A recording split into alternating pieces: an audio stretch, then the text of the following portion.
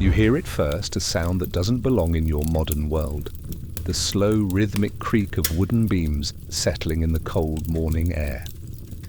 Your eyes are still closed, but something is different. The mattress beneath you feels rougher, scratchy against your skin.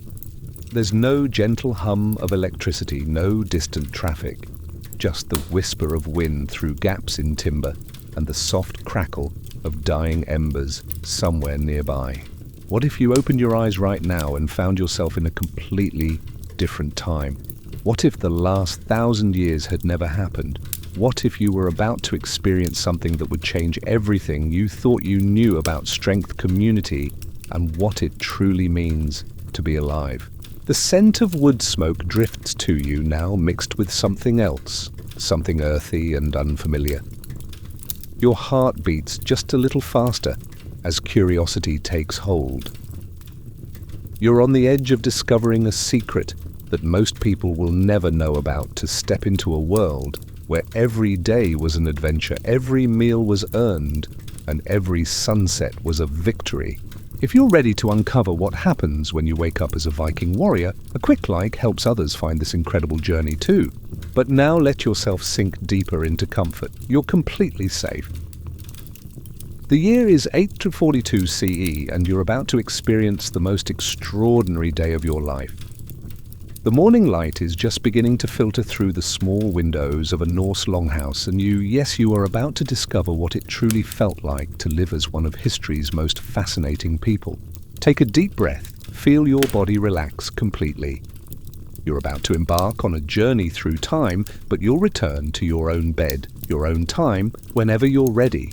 For now, let's see what the Viking world has to show you. You open your eyes slowly, and the first thing you notice is the ceiling above you. Gone are the smooth white walls and electric lights you're used to. Instead, massive wooden beams stretch overhead, carved with intricate patterns that seem to dance in the flickering light. The wood is dark with age and smoke, and you can make out runic symbols etched along the central support beam, ancient writing that tells stories of gods and heroes. The air is thick with the scent of wood smoke, but it's not unpleasant. It's mixed with other smells, dried herbs hanging from the rafters, the faint aroma of last night's meal still clinging to the air, and something else, the honest smell of people living closely together, of wool and leather and honest sweat. You're lying on a narrow bed built into the wall, and as you shift slightly, you feel the scratch of coarse wool against your skin. Your blanket is heavy and warm, woven in patterns of deep red and brown. Beneath you, the mattress is nothing more than a cloth sack filled with straw and perhaps some feathers, but somehow it's more comfortable than you expected. A rooster crows somewhere outside, but this isn't the distant sound you might hear in modern suburbs. This crow is close, urgent, and it seems to echo off wooden walls all around you. As if in response to the rooster's call, you hear a deep groan from somewhere in the darkness nearby. By Thor's hammer comes a gravelly voice thick with sleep, and what sounds suspiciously like the remnants of last night's ale. That bird crows louder than my axe, sings in battle. You turn your head toward the voice and see a massive figure sitting up in the next bed, scratching his wild beard. Even in the dim morning light, you can see he's built like a tree trunk, broad shoulders, arms thick as most people's legs, and a beard that could house small animals. His hair is long and matted from sleep, but there's something dignified about him, even in this disheveled state. "Good morning, friend," he says, noticing you're awake. His voice is surprisingly warm. "I see the rooster's song has roused you as well, though I suspect it has less to do with announcing the dawn and more to do with announcing that someone—" He glances meaningfully at another still snoring figure, "drank far too much mead last night." As if summoned by the conversation, another voice pipes up from across the longhouse, clearly attempting dignity, but failing miserably. "I did not drink too much mead. The mead drank too much of me." This sends a ripple of laughter through the longhouse, and you realize you're not just sharing space with 2 or 3 people. As your eyes adjust to the dim light, you can make out a dozen sleeping areas built into the walls, and most of them are occupied. This is a proper Viking longhouse, and you're experiencing something that most people can only imagine waking up as part of a Norse household. The big man beside you swings his legs over the edge of his bed with a grunt. Come, friend, the day won't wait for us to decide we're ready for it. He stands and stretches, and even his stretch seems powerful enough to fell a tree. I'm Bjorn Ironside, he says, with a grin that's visible even through his magnificent beard. And you, I think, are about to discover what it means to break your fast like a true Norseman. As you sit up, you feel muscles you didn't know existed. Your body feels different, stronger somehow, but also more aware of its surroundings. The wooden floor is cold against your bare feet, but it's solid, reassuring. These aren't the smooth, even floorboards you're used to, but rough-hewn planks that still show the marks of the adze that shaped them. Around the longhouse, other people are beginning to stir.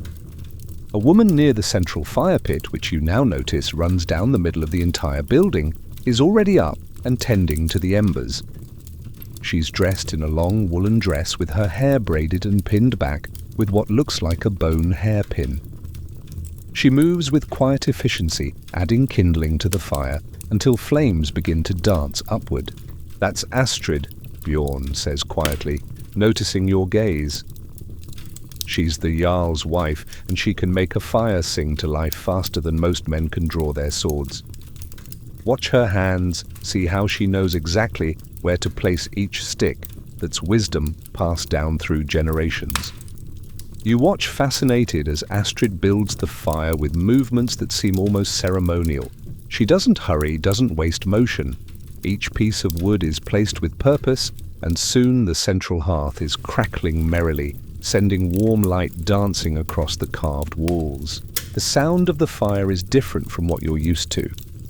It's not the controlled hiss of gas flames or the steady hum of electric heat. This fire pops and whispers, crackles and sighs. It sounds alive, like it's having a conversation with the morning air. Other members of the household are rising now, and you notice how they move together like a well-rehearsed dance. No one speaks loudly or moves abruptly. Despite the close quarters, there's a rhythm to their morning routine that suggests deep familiarity and mutual respect. Come, Bjorn says, placing a massive hand on your shoulder. His grip is firm but gentle. Let's see what Astrid has prepared for us to break our fast. Fair warning, though, Norse breakfast isn't what soft southerners are used to. As you stand, you notice your clothing for the first time. Gone are the soft cotton pajamas or synthetic fabrics you're accustomed to. Instead, you're wearing a rough woolen tunic that reaches to your knees with simple leather boots that lace up your calves. The wool is scratchy against your skin, but it's warm, and you can tell it would keep out cold and wet better than anything in your modern closet. You follow Bjorn toward the central fire, and as you walk down the length of the longhouse, you get your first real sense of the space. It's enormous, at least 60 feet long and 20 feet wide. The walls are lined with the sleeping alcoves you saw earlier, but there are also areas for storage workbenches and what looks like spaces for animals in the winter months. The ceiling soars high overhead, supported by those massive carved beams. In the center, there's an opening to let smoke escape, and through it, you can see the first pale light of dawn. The whole structure feels solid, permanent, like it could stand against anything nature might throw at it. Impressive, isn't it? Bjorn says, noticing your upward gaze. My grandfather built this hall with his own hands. Every beam was chosen personally, every joint fitted to last generations. We don't build quickly, but we build to endure. The smell of food cooking grows stronger as you approach the fire. Astrid has set a large iron cauldron over the flames, and whatever's cooking inside sends up wisps of steam that smell hearty and satisfying. Around the fire, rough wooden bowls and spoons are laid out on a long table made from a single massive plank of oak. Sit, sit, Astrid says warmly, gesturing to a spot on one of the long benches that flank the table. Her voice carries the same melodic accent as Bjorn's, but there's something musical about it that reminds you of wind chimes. The porridge is nearly ready, and I've prepared something special for our guest. As you settle onto the bench, which is surprisingly comfortable despite its simple construction, you notice that the table bears the marks of countless meals. There are knife marks, stains from spilled ale, even what looks like runic initials carved near one corner. This isn't furniture, it's history made tangible. Other members of the household are gathering around the table now. You meet the eyes of a young woman with intricate braids who nods respectfully, an older man whose weathered hands speak of a lifetime of skilled work, and two teenagers who eye you with barely concealed curiosity. "They're wondering about you," Bjorn says quietly. "We don't often have visitors who sleep so soundly through a proper Norse drinking session." He chuckles.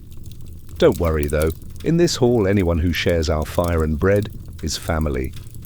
Astrid approaches with the cauldron, using a thick cloth to protect her hands from the heat. "Hold out your bowl," she instructs, and when you do, she ladles out a generous portion of what looks like thick oatmeal, but darker and more complex than any oatmeal you've ever seen. Your first spoonful is a revelation. It's not just oats. There are barley grains mixed in and something that might be dried peas. The texture is hearty, almost chewy, and there are flavors you can't quite identify. It's slightly sweet, as if honey has been stirred in, but there's also a smoky undertone and the distinct taste of dried fish flakes scattered throughout. "Good?" Bjorn asks, watching your reaction with amusement. You nod, though good doesn't quite capture it.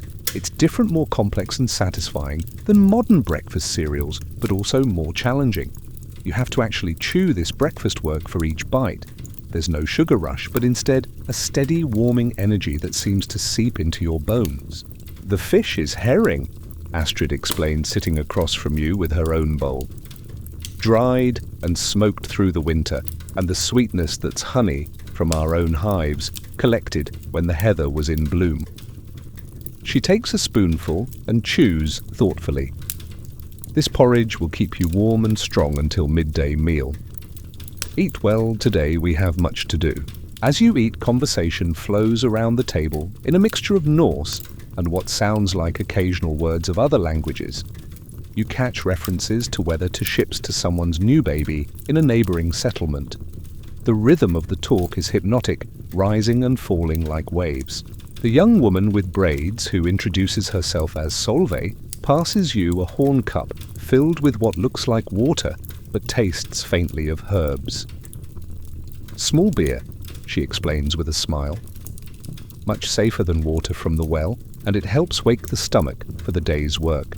The beer is unlike anything you've tasted. It's barely alcoholic, more like flavored water, but there's a complexity to it that speaks of careful brewing. It's refreshing and somehow perfect with the hearty porridge." "Tell me, friend," says the older man, who you learn is called Thorvald the Shipwright, "what trade do you follow? Are you a farmer, a craftsman, a warrior?" His eyes are kind but keen, evaluating. Before you can answer, Bjorn laughs. "Look at those hands, Thorvald, soft as a baby's bottom. This one's never swung an axe or pulled a fishing net in their life." There's no mockery in his voice, just observation, but you feel suddenly self-conscious about your modern softness in this world of calloused hands and weathered faces. "Every master was once a beginner," Astrid says diplomatically. "Perhaps today our friend will learn something new." The porridge bowl is nearly empty now, and you realize you've eaten more than you usually do for breakfast, yet you feel satisfied rather than overfull. The combination of grains, fish, and honey has created something that feels like fuel rather than mere food. "Good." Thorvald nods approvingly as you scrape the last spoonful from your bowl. "You eat like someone ready for honest work. Come after we tend to morning tasks, I'll show you how we prepare our tools for the day ahead." After the communal cleanup from breakfast, a process that involves everyone contributing to washing bowls in heated water, storing leftover food properly, and returning the great hall to its daytime configuration, Bjorn leads you outside the longhouse. Your first breath of unfiltered morning air is like stepping into a completely different universe, one where every molecule carries information about the natural world around you. The sky overhead is that particular pale grey of early dawn in northern latitudes, but there's something clean and crystalline about it that makes modern air seem thick and polluted by comparison. You can actually taste the air as you breathe it crisp with the promise of autumn, carrying hints of salt from nearby waters, touched with the smoke of cooking fires and the green scent of grass, wet with morning dew. The settlement spreads out before you in a way that makes complete sense once you see it. This isn't the random sprawl of modern development, but a carefully planned community where every building has been positioned to serve both individual needs and collective defense. The longhouses there are several, indicating that this is a prosperous settlement. Housing multiple extended families are arranged around a central area that serves as both marketplace and meeting ground. Smaller buildings fill the spaces between the great halls, workshops where specific crafts are practiced, storage buildings for grain, and other supplies, animal shelters designed to protect livestock during the harsh winter months. Smoke rises from several chimneys, and you can hear the sounds of a community fully engaged in the business of daily life, the lowing of cattle being led to pasture, the rhythmic clack of looms where women are weaving cloth, the ring of metal on metal that speaks of smiths already at work, shaping the tools and weapons that make civilization possible. "Come," Bjorn says, his voice filled with anticipation, leading you toward the building from which that distinctive hammering sound emerges. "Let's see how well you handle a proper Viking weapon. Fair warning, though, iron has its own weight and its own will. It teaches patience to those who would master it, and it punishes those who try to force it to do what it doesn't want to do. The smithy, when you enter it, is a revelation of controlled power and ancient skill. The heat hits you first, radiating from a forge that glows like a captive star, fed by bellows worked by a young apprentice, whose arms are already developing the distinctive, muscular development of his trade. The air shimmers with heat waves and rings with the sound of hammer blows that fall with the precision of a master musician striking the strings of some great instrument.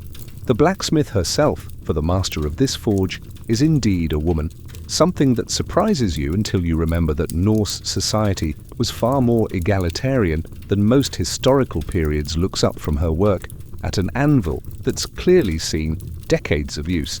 Her face is streaked with soot from the forge, but her smile is brilliant, and her arms and shoulders show the kind of muscular development that comes from years of swinging heavy hammers with precision and power. Bjorn Ironside. She calls over the ringing of her hammer, setting aside her work and wiping her hands on a leather apron that's been darkened by years of use. "Have you brought me another soft southerner to test against honest iron? The last one you brought could barely lift a eating knife, much less swing a proper weapon." Her voice carries the same musical accent as the others, but there's an additional note of authority that comes from mastery of a craft that everyone in the community depends on. This is Sigrid Ironarm, you realize, whose reputation for skill extends far beyond this single settlement. She's not just a blacksmith, but an artist, someone who transforms raw metal into objects of both utility and beauty. "This one seems sturdy enough, Sigrid Ironarm." Bjorn replies with a grin that suggests this is a familiar exchange between old friends. "But let's see if they can lift something heavier than a drinking horn before we judge their potential for warrior craft." The forge itself is a marvel of practical engineering, built from stones that have been carefully selected for their ability to withstand extreme heat without cracking. The fire burns with the clean, intense heat that comes from properly prepared charcoal, and the bellows that feed it air are crafted from leather and wood with a precision that speaks of deep understanding of the principles involved. Around the forge, tools are arranged with the careful organization of a master craftsperson. Hammers of different weights and shapes for different purposes, tongs designed to grip hot metal, securely files and rasps for shaping and finishing work, and quenching tubs filled with water, oil, and other liquids for controlling the cooling process that determines a blade's final characteristics. Sigrid leads you to a rack of weapons that line one wall of the smithy, and immediately you understand that you're looking at genuine works of art. These aren't mass-produced items churned out by industrial processes, but individual creations, each one shaped by skilled hands according to the specific needs and preferences of its intended user.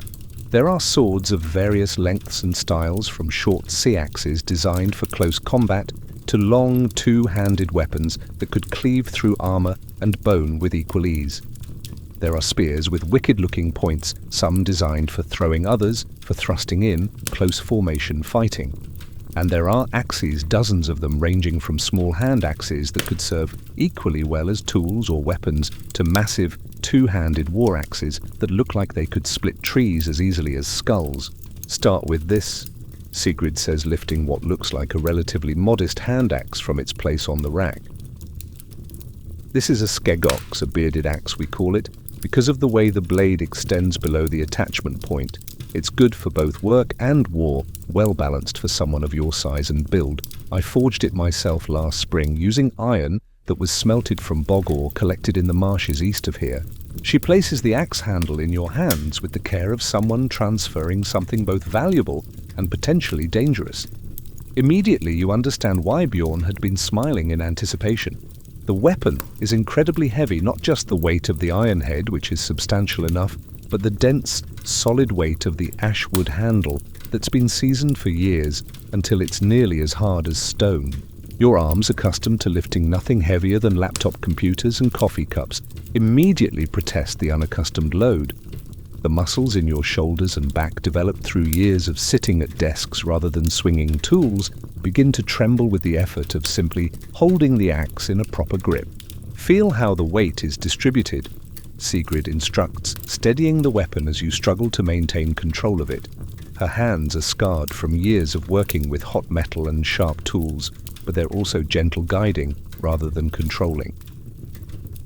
The balance point is here just behind the blade. When you swing properly, you're not fighting the weight, you're using it, letting the mass of the iron do the work while you provide direction and control.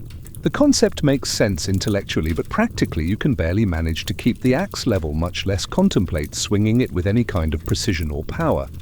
After less than a minute of holding the weapon, your arms are trembling noticeably, and sweat is beginning to run down your face despite the cool morning air. "Don't be discouraged," Bjorn says, placing a supportive hand on your shoulder while carefully monitoring your grip on the axe to ensure you don't accidentally drop it. "When I first picked up my father's war axe, I could barely lift it to my waist, much less swing it effectively. It took me 3 solid years of daily practice before I could handle it with any real skill, and another 2 before I felt truly comfortable with it in actual combat." "And now, T," you manage to ask, your voice slightly strained from the effort of maintaining control of the unfamiliar weapon. In response, Bjorn reaches past you and lifts a massive two-handed war axe from the rack as easily as you might pick up a pencil. The weapon is enormous. The head alone probably weighs more than most modern tools, decorated with intricate patterns that have been etched into the metal and filled with silver wire, and the handle is as long as your arm and thick as your wrist. Now, he says, giving the great axe a few experimental swings that make the air whistle and demonstrate the devastating power such a weapon could deliver. "I can split a shield in 2 with one hand while holding a horn of ale steady with the other. But that level of skill took years of training, countless hours of practice, and more than a few mistakes that left me with scars I still carry." He sets the war axe back in its place with the same casual ease he showed in lifting it, then takes the smaller axe from your aching hands. But every master was once a student, and every student must begin somewhere.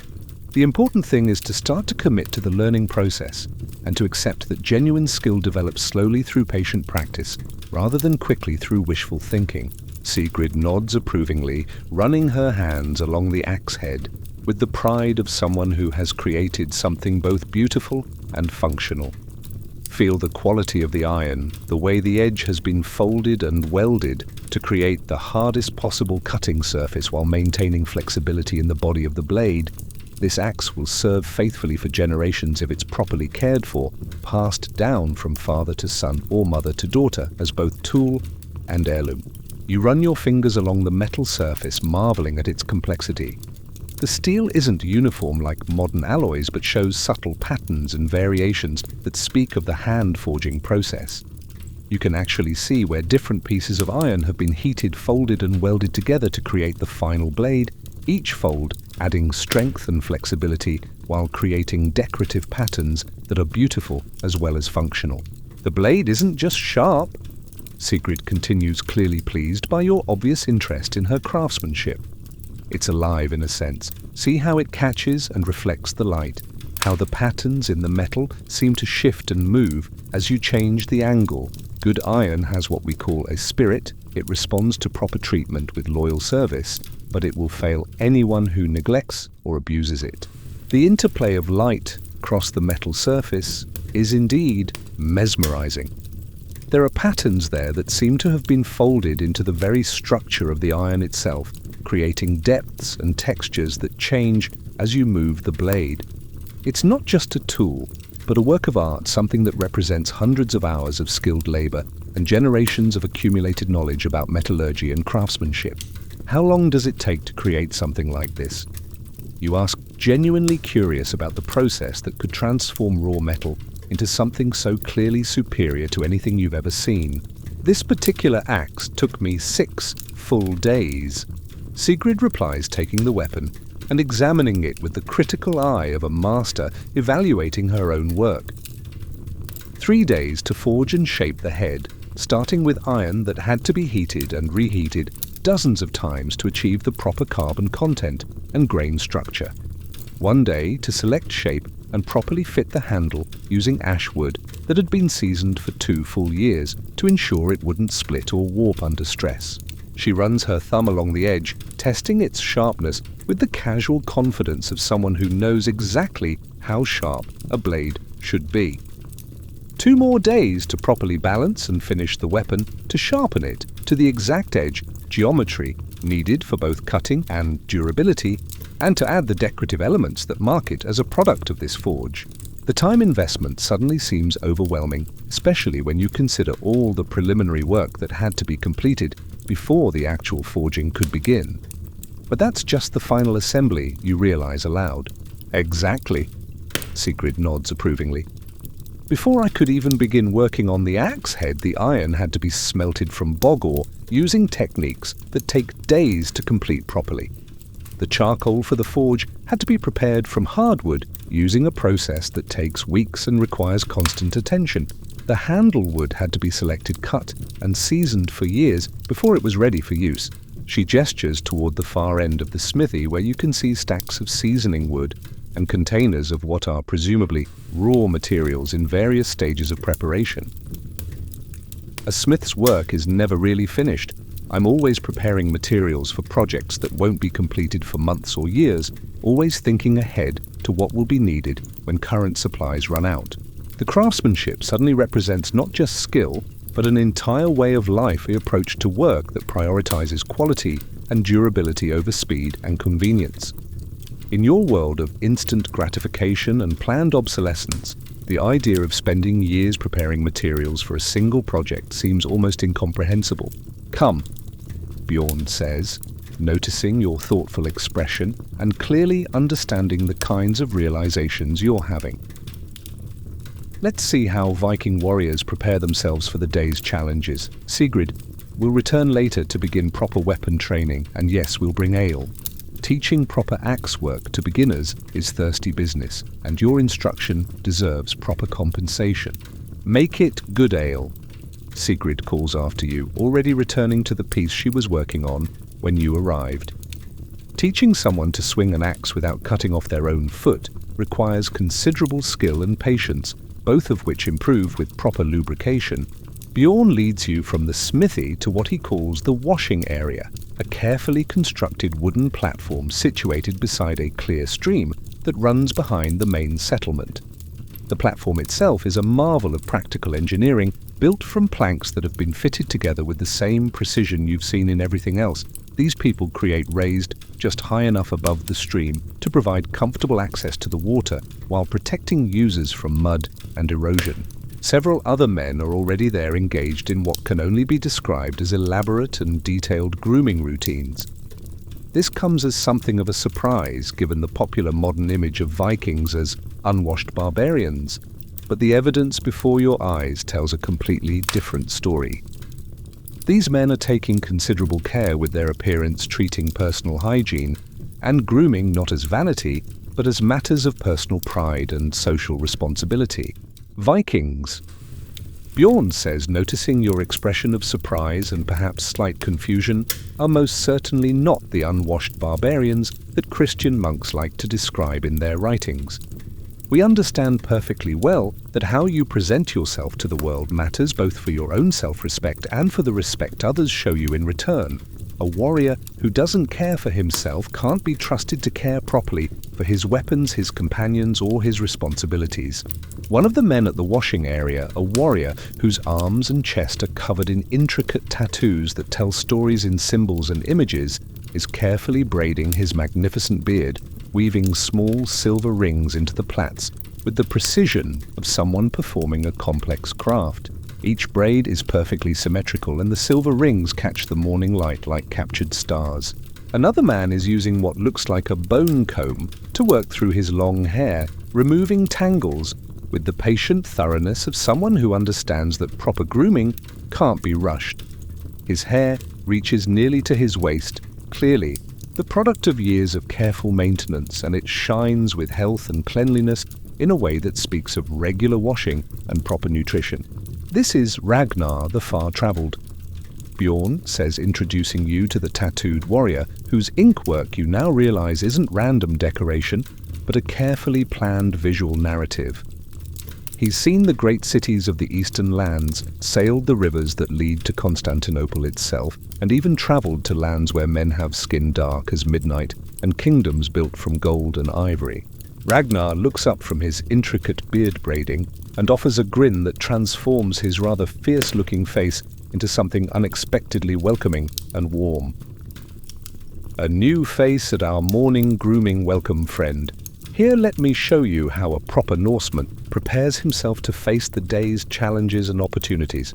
And this Bjorn continues gesturing toward the man with the spectacular long hair, is Leif the Lucky, who once sailed farther west than any man before him, discovering lands that no Norseman had ever seen, places where the very trees and animals are different from anything we know in our familiar world. E.T. Leif acknowledges the introduction with a nod, never pausing in his methodical hair care. The secret to maintaining hair like this during long sea voyages, he says conversationally, is understanding that salt water, while harsh, can actually clean quite effectively if you know how to use it properly. Fresh water for final rinsing is essential, but salt water can remove oil and dirt better than you might expect. Ragnar hands you a bone comb, its surface worn smooth by countless hands and polished to an almost ivory-like finish. The teeth are perfectly spaced and incredibly smooth, clearly crafted by someone who understood exactly how such a tool should function. First the hair, he explains, with the patience of someone accustomed to teaching. Long hair is a mark of a free man. Slaves and thralls have their hair cut short as a sign of their status. But tangled, unkempt hair is a mark of laziness or madness, both of which are shameful for a warrior.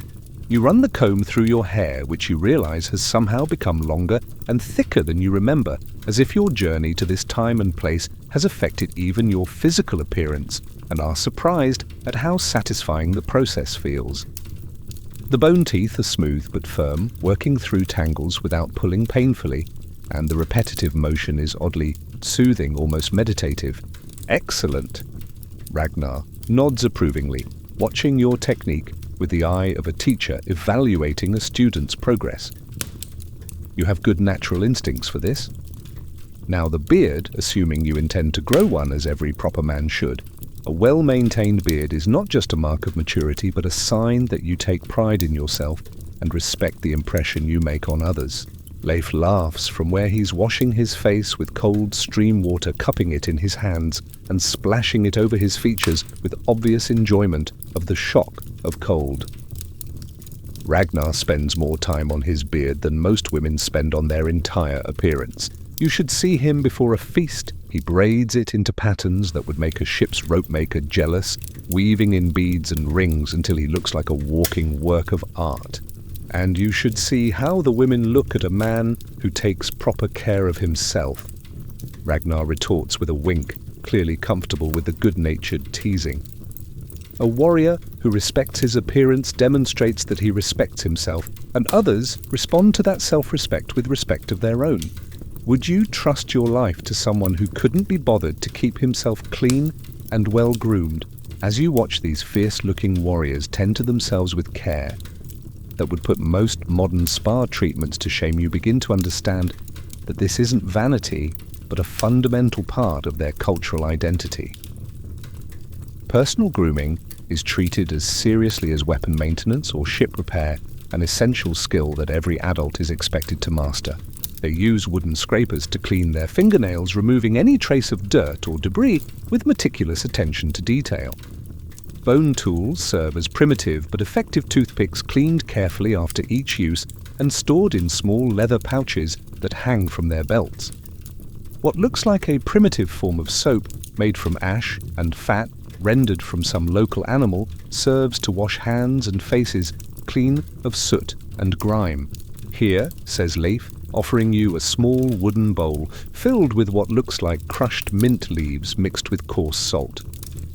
For the teeth, chew it well, then spit, don't swallow. Nothing worse than having to smell someone's breath during a long sea voyage when you're all crowded together in a small ship. The mixture is intensely flavored, the mint fresh and sharp enough to make your eyes water slightly, while the salt provides an abrasive quality that you can feel actually cleaning your teeth. As you chew, you notice that your mouth becomes flooded with saliva, and when you finally spit as instructed, you can see that the mixture has actually removed visible debris from your teeth. Fish bones work well for detailed cleaning. Ragnar adds, showing you a small, thin bone that's been carefully shaped into a primitive but effective toothpick.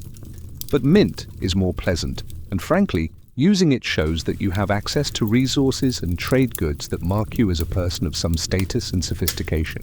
The mint treatment is followed by what can only be described as a detailed personal hygiene routine that covers every aspect of cleanliness and grooming.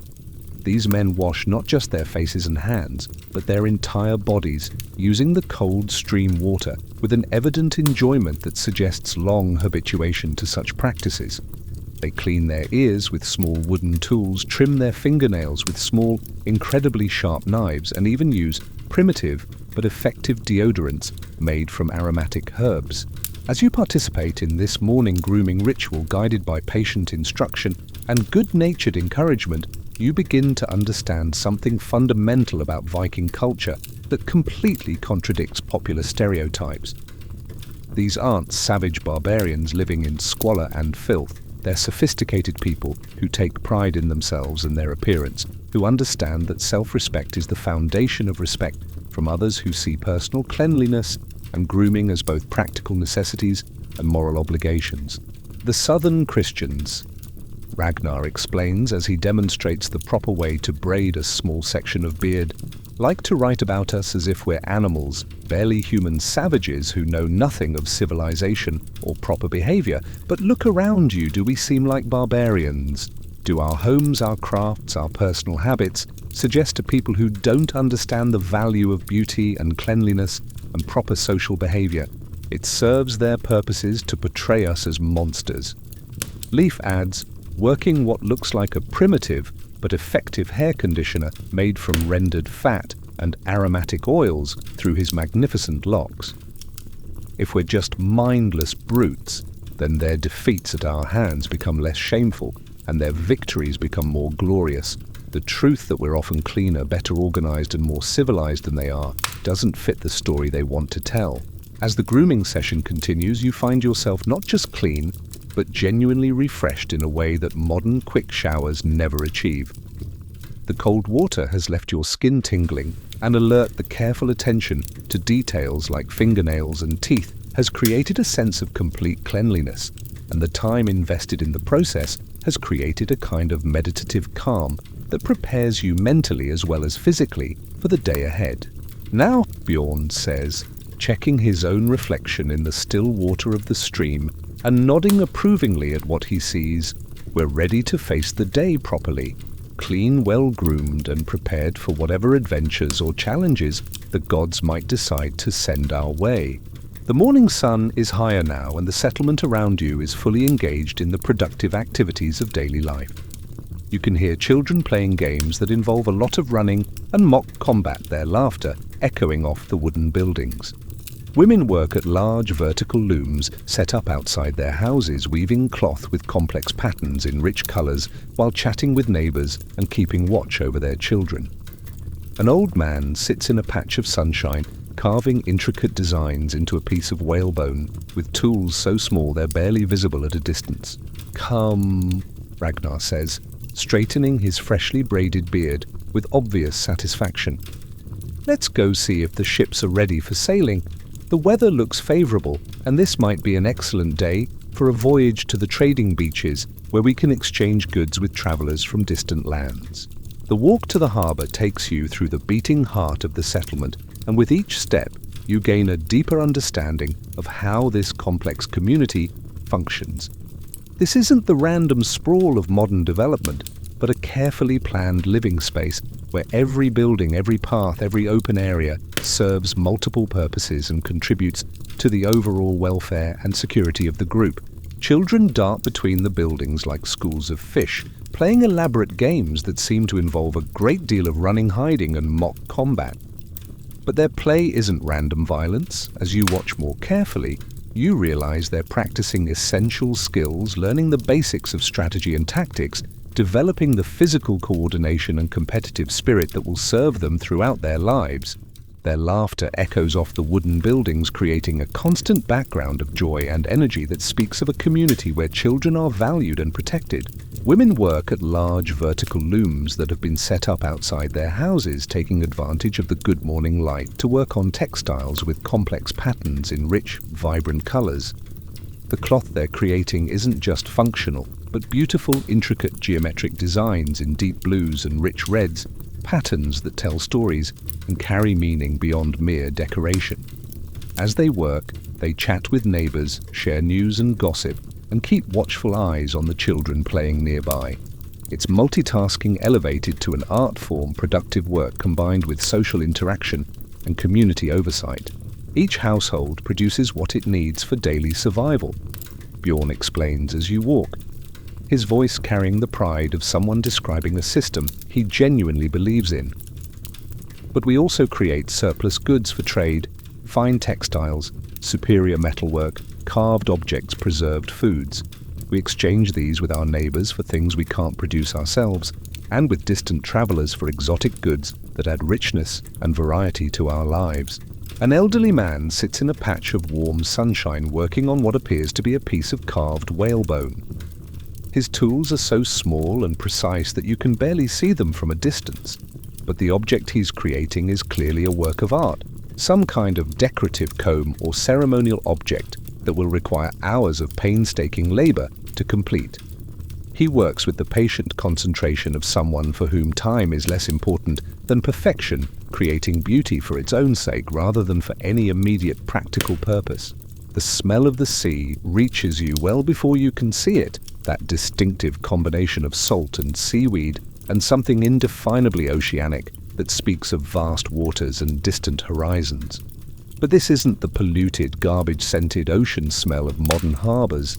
This is clean salt air carrying hints of fish and marine plants, and the honest odors of a sea that hasn't been contaminated by industrial waste or chemical runoff. Then you crest a small hill, and the harbor spreads out before you like a scene from an illuminated manuscript. Several long, graceful ships are pulled up onto the beach, their elegant lines speaking of generations of refinement and improvement.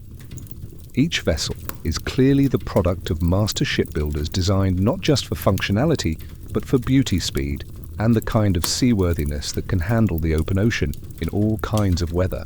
Your first sight of a proper Viking longship stops you in your tracks. You've seen pictures, of course, illustrations and museum reconstructions, but nothing could have prepared you for the reality of these vessels. They're sleek as seals and graceful as birds, their prows rising in elegant curves that culminate in fearsome dragon heads carved with incredible artistry and detail. Each ship seems to be carved from a single piece of wood, smooth and seamless and perfectly designed for cutting through water with minimal resistance.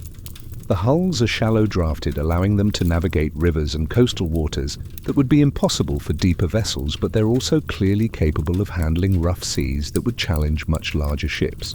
Beautiful, isn't she? Bjorn says with obvious pride, gesturing toward the largest and most elaborately decorated of the vessels. This is Wave Walker, my ship built by my own hands, with help from the finest shipwrights in 3 settlements. She took 2 full years to complete, from selecting the trees to applying the final decorative touches, and she's carried me safely to shores that most men only dream of seeing. Wave Walker is indeed a masterpiece of naval architecture and decorative art. Her dragon head is a snarling masterwork of carving with eyes that seem to follow you as you move, and teeth that look sharp enough to bite. The entire prow section is covered in intricate patterns that flow seamlessly into the ship's rail, creating a unified design that's both functional and beautiful. The ship's sides show the distinctive overlapping plank construction that you've heard about, but never really understood until seeing it in person. Each strake, the individual planks that make up the hull, has been carefully shaped to fit perfectly with its neighbors, creating a surface that's both flexible enough to bend with the waves and strong enough to handle the stresses of open ocean sailing. As you approach the ship, you can see men preparing for what's clearly going to be a sailing expedition. They're loading supplies with the efficient precision of people who've done this countless times before: barrels of fresh water, sacks of grain, unpreserved foods, coils of rope in different thicknesses for different purposes, spare sailcloth for repairs, and what looks like trading goods wrapped in waterproof covers. The activity is well organized and purposeful, each man knowing exactly what needs to be done and proceeding without need for detailed instruction or supervision. This isn't their first voyage together. They work with the seamless coordination of a team that's been refined through experience and mutual trust. "Here, friend," he says, a grizzled sailor who introduces himself as Eric the Bold, his weathered face speaking of decades spent facing wind and weather. "Help me with this water barrel. Many hands make light work, as they say, and we need to get Wave Walker properly loaded before the tide changes." You move to help lift one end of a wooden barrel that looks innocent enough but proves to be incredibly heavy, much heavier than its size would suggest. Moving it requires coordination between you and Eric that you simply don't possess, having never done this kind of collaborative manual labor before. You stagger under the unexpected weight, nearly lose your grip, and Eric has to quickly compensate to prevent the barrel from crashing to the ground and potentially splitting open. "Easy there, friend," Eric says, with a laugh that holds no mockery, just the gentle amusement of someone who's seen this exact scenario play out many times before. You're trying to carry it like you're wrestling with an enemy. The barrel doesn't want to fight you, it wants to be moved efficiently and safely. Here, let me show you the proper technique. With his patient coaching, you learn to let the barrel's weight settle into your legs rather than straining your back, to coordinate your movements with your partner rather than trying to force your own rhythm, to work with the object's natural balance rather than fighting against it. It's a small lesson in physics and teamwork that proves surprisingly applicable to many other aspects of physical labor. With Eric's guidance, you manage to help move the barrel to its proper place in the ship, and despite the strain on muscles you rarely use, there's something deeply satisfying about the work. This isn't the abstract satisfaction of completing a digital task or solving a conceptual problem. This is the bone-deep pleasure of accomplishing something real and necessary through honest physical effort. Your back aches, and your hands are already developing blisters on top of the ones you acquired during your weapon practice. But there's something genuinely rewarding about the process that you've never experienced in modern work environments. You're contributing directly to something important and immediate, getting this ship ready to sail, and your contribution, however small, is essential to the success of the larger enterprise. First time loading a longship, asks another sailor, Olaf the Navigator, whose weather-beaten face and far-seeing eyes speak of countless voyages to distant waters and unknown shores. You nod, flexing your aching hands and wondering how these people manage to maintain their strength and endurance through what must be constant physical demands. Olaf grins with genuine warmth and understanding. Well, you're about to experience something that most people never get to enjoy.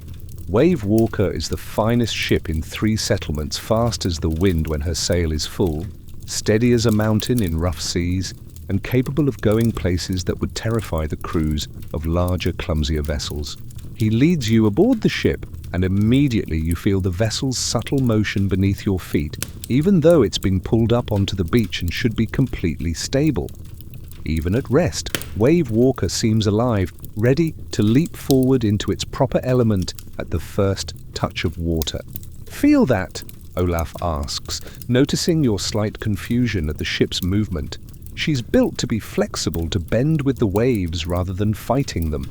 A rigid ship breaks in heavy weather, but Wave Walker dances with the sea, giving when she needs to give, holding firm when strength is required. The construction is even more remarkable from inside the hull. You can see how each plank has been individually shaped and fitted, how the ribs and supports have been positioned to distribute stress evenly throughout the structure. Everything has been designed not just for immediate functionality, but for long-term durability under the most challenging conditions imaginable. "See how she's built." Olaf continues, running his hand along the ship's rail with obvious affection and pride. Overlapping planks, each one carefully shaped to fit perfectly with its neighbors. The entire hull is held together with iron rivets, but the real strength comes from the way each piece supports and reinforces all the others. She's flexible enough to bend with the waves, strong enough to carry 30 warriors and all their equipment across open ocean. The craftsmanship visible in every detail is extraordinary. Each rivet has been individually forged and fitted, each plank shaped by hand using tools that required years to master. The wood has been polished smooth by use and weather, developing a patina that no factory-made object could ever achieve. This isn't just a boat, it's a work of art that happens to also be one of the most sophisticated pieces of technology in the medieval world. The dragon head, you say, looking up at the fierce carving that crowns the prow, trying to process the incredible artistry and skill that went into its creation. "Ah, yes." Olaf nods with the satisfaction of someone explaining something he genuinely loves. That serves several purposes. Practically, it's designed to frighten away sea monsters and hostile spirits that might threaten the ship and crew. But it also serves notice to anyone who sees us approaching that we're serious warriors, not mere merchants or fishermen. The dragon head is indeed fearsome, carved with a level of artistic skill that would be impressive even by modern standards. The eyes seem to burn with inner fire, the mouth is open in a snarl that shows every tooth in sharp detail, and the overall effect is of something genuinely alive and dangerous. But there's more to it than intimidation. Olaf continues. The dragon represents the spirit of the ship herself, her hunger for adventure, her power to carry us safely across dangerous waters, her willingness to face whatever challenges the sea might present.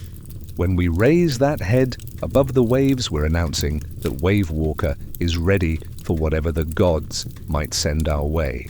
As more supplies are loaded and the ship takes on the organized appearance of a vessel ready for departure, you find yourself assigned to help with the sail. The cloth, when it's unfurled for checking and adjustment, is enormous, much larger than it appeared when folded and stowed. Wrestling it into position takes the coordinated effort of 6 men working together with practiced precision. The sail itself is woven from wool in a pattern of red and white stripes, but the weaving is unlike anything you've ever seen. The cloth is thick and tightly woven, clearly designed to catch and hold wind efficiently while resisting the tearing forces that rough weather can generate. The colors are deep and rich, achieved through dyes that have penetrated completely through the fabric. When the sail is finally rigged properly and allowed to fill with the morning breeze, it snaps taut with a sound like controlled thunder, demonstrating the incredible power that wind can provide when properly harnessed. The entire ship seems to come alive as the sail fills, straining slightly against the ropes that hold her to the shore. "All right, lads," Bjorn calls out, his voice carrying the authority of someone accustomed to command. Let's see if our guest has the stomach for proper sailing. Everyone to your positions, we're going to show our friend what it feels like to fly across the waves faster than any bird. Before you quite know what's happening, Wave Walker is sliding down wooden rollers toward the water, the entire process managed with the smooth efficiency of a crew that's performed this operation hundreds of times. The ship hits the sea with a splash that sends spray across the deck, and suddenly you're floating, bobbing on the gentle swells of the harbour, like a living creature returning to its natural element. The transformation is immediate and dramatic. On land wave, Walker was impressive but static. On water, she becomes something entirely different, graceful, alive, responsive to every shift of wind and wave. You can feel the sea beneath the hull, sense the ship's eagerness to be moving, to be fulfilling the purpose for which she was designed. Oars out, Bjorn commands, and suddenly you find yourself handed a long ash oar that's been worn smooth by countless previous hands. The wood is polished to a honey-coloured gleam, perfectly balanced and shaped for efficient rowing. Put your back into it, friend. The sea won't move us by itself, and we need to get clear of the harbour before we can raise sail properly. Rowing a Viking longship. You discover within the first few strokes bears no resemblance whatsoever to the neat, synchronized activity you've seen in movies about collegiate crew teams. Your oar, despite being perfectly crafted and balanced, seems to have a malevolent will of its own, determined to make you look as incompetent as possible in front of 30 experienced Viking sailors. Your first stroke catches the water at completely the wrong angle, the blade biting deep when it should skim, and creating resistance instead of propulsion. The oar nearly jerks itself from your hands with the unexpected force, and you have to grip it desperately to avoid losing it entirely. Your second attempt overcorrects dramatically. You miss the water completely, swinging the oar uselessly through empty air, while the man behind you offers what are clearly suggestions for improvement, though delivered in language colourful enough to make a modern sailor blush. "Easy there, friend," says the sailor next to you, a young man named Magnus, who can't be more than 16, but rows with the easy, fluid rhythm of someone who's been doing this since childhood. "Don't fight the oar, let it teach you. Watch my shoulders, feel how the ship moves, listen to the rhythm of the other oars. The ship will tell you when to pull if you learn to hear what she's saying." Magnus demonstrates the proper technique with movements that look deceptively simple, but clearly represent years of practice and muscle memory. His oar enters the water, cleanly pulls through with just the right amount of force, applied at exactly the right angle, then lifts and resets for the next stroke, without any wasted motion or unnecessary effort. After what feels like hours, but is probably only a few minutes, you begin to find something approximating the proper rhythm. It's exhausting work that uses muscles you didn't know existed. Your shoulders and back burn with the unaccustomed effort. Your hands develop blisters on top of the earlier blisters from weapon practice, and sweat runs down your face despite the cool morning air. But gradually, incrementally, you begin to understand how 30 individual rowers can become a single coordinated force that drives the ship forward with surprising speed and efficiency. "That's better." Magnus nods approvingly as your stroke begins to match the rhythm of the oars around you. Now you're working with the ship instead of against her. Feel how she responds when we all pull together. That's the secret to making a longship truly fly across the waves. The harbour gives way to open water, and Wave Walker begins to rise and fall with the ocean's swells in a motion that's initially gentle and almost soothing. The ship rides the waves like a living creature, her flexible hull adapting to the movement of the water rather than fighting against it. You can feel the power of the sea beneath the thin wooden barrier that separates you from depths that could swallow the entire ship without trace. Then Bjorn calls for the sail to be raised, and everything about the experience changes completely. The great red and white sail fills with wind, and Wave Walker seems to leap forward like a horse given its head. The rowing becomes less critical as the wind takes over much of the work of propulsion, but the motion of the ship becomes far more pronounced.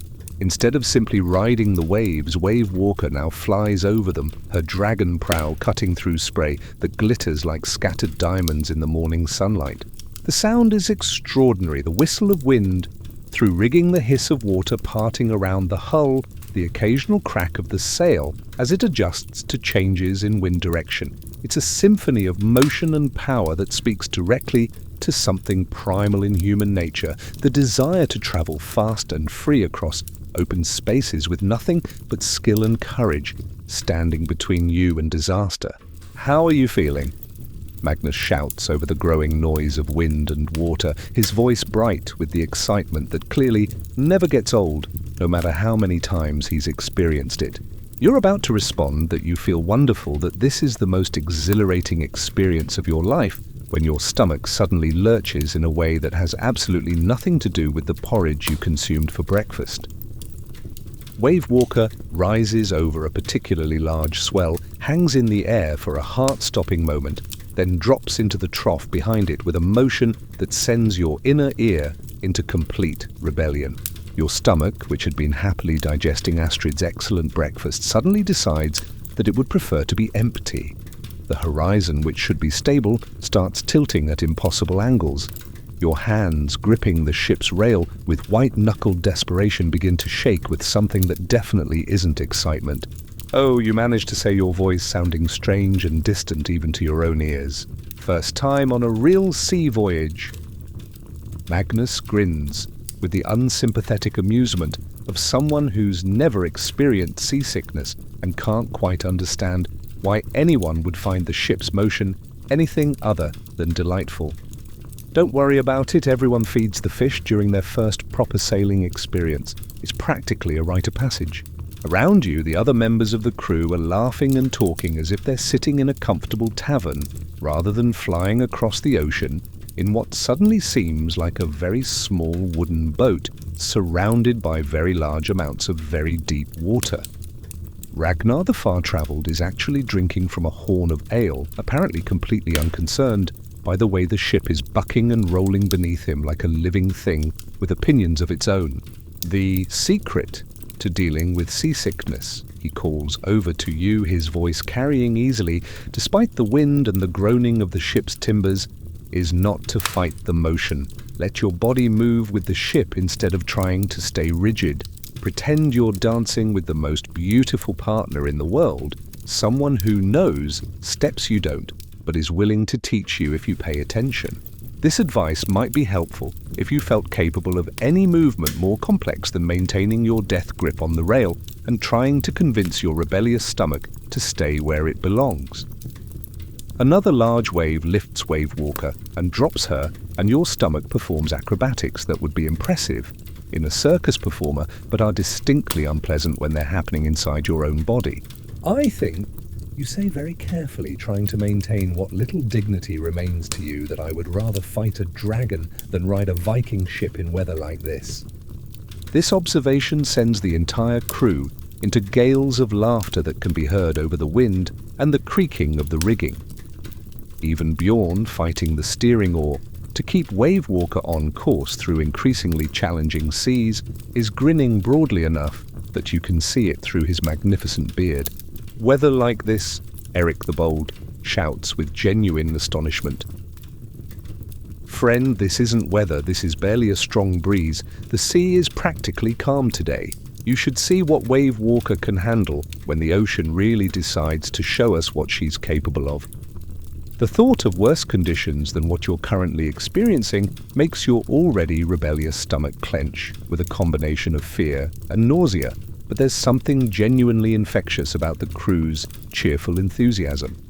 These men aren't just enduring the rough conditions, they're genuinely enjoying them, treating the challenge of sailing in difficult weather as a form of entertainment rather than an ordeal to be survived. Gradually, as the morning progresses and your body slowly adapts to the ship's motion, you begin to understand something of what they find so appealing about this experience.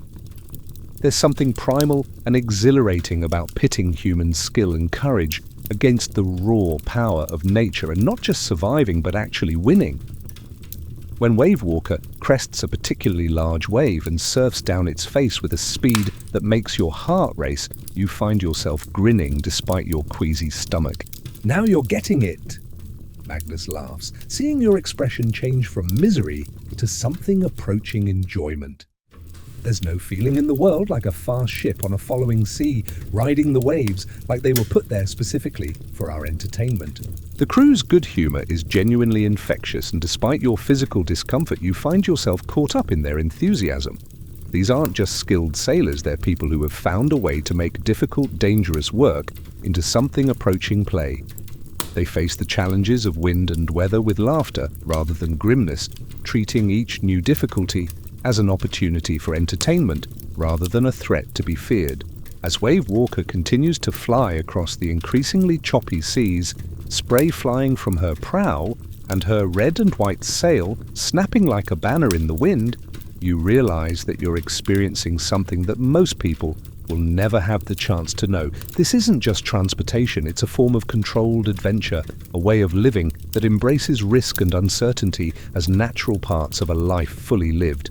After what feels like hours of exhilarating, terrifying, and ultimately transformative sailing, though the sun suggests it's been perhaps 3 hours since you left the harbour, Olaf the Navigator points toward a distant shoreline that has gradually emerged from the morning haze.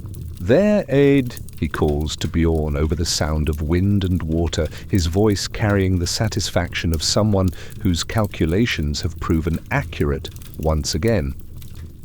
The trading beach at Jorvik.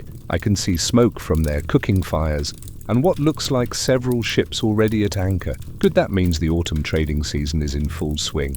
As Wave Walker approaches the shore, you get your first clear look at a settlement that isn't your home base, and immediately you can see both similarities and differences that speak of regional variations within the broader Norse cultural framework. The buildings follow the same basic architectural principles you've learned to recognize: long, low structures designed to shed wind and weather. But the decorative details are different, the proportions slightly varied, the overall layout adapted to the specific geography of this coastal location. The settlement is smaller than the one you've been staying in, but clearly prosperous and well established.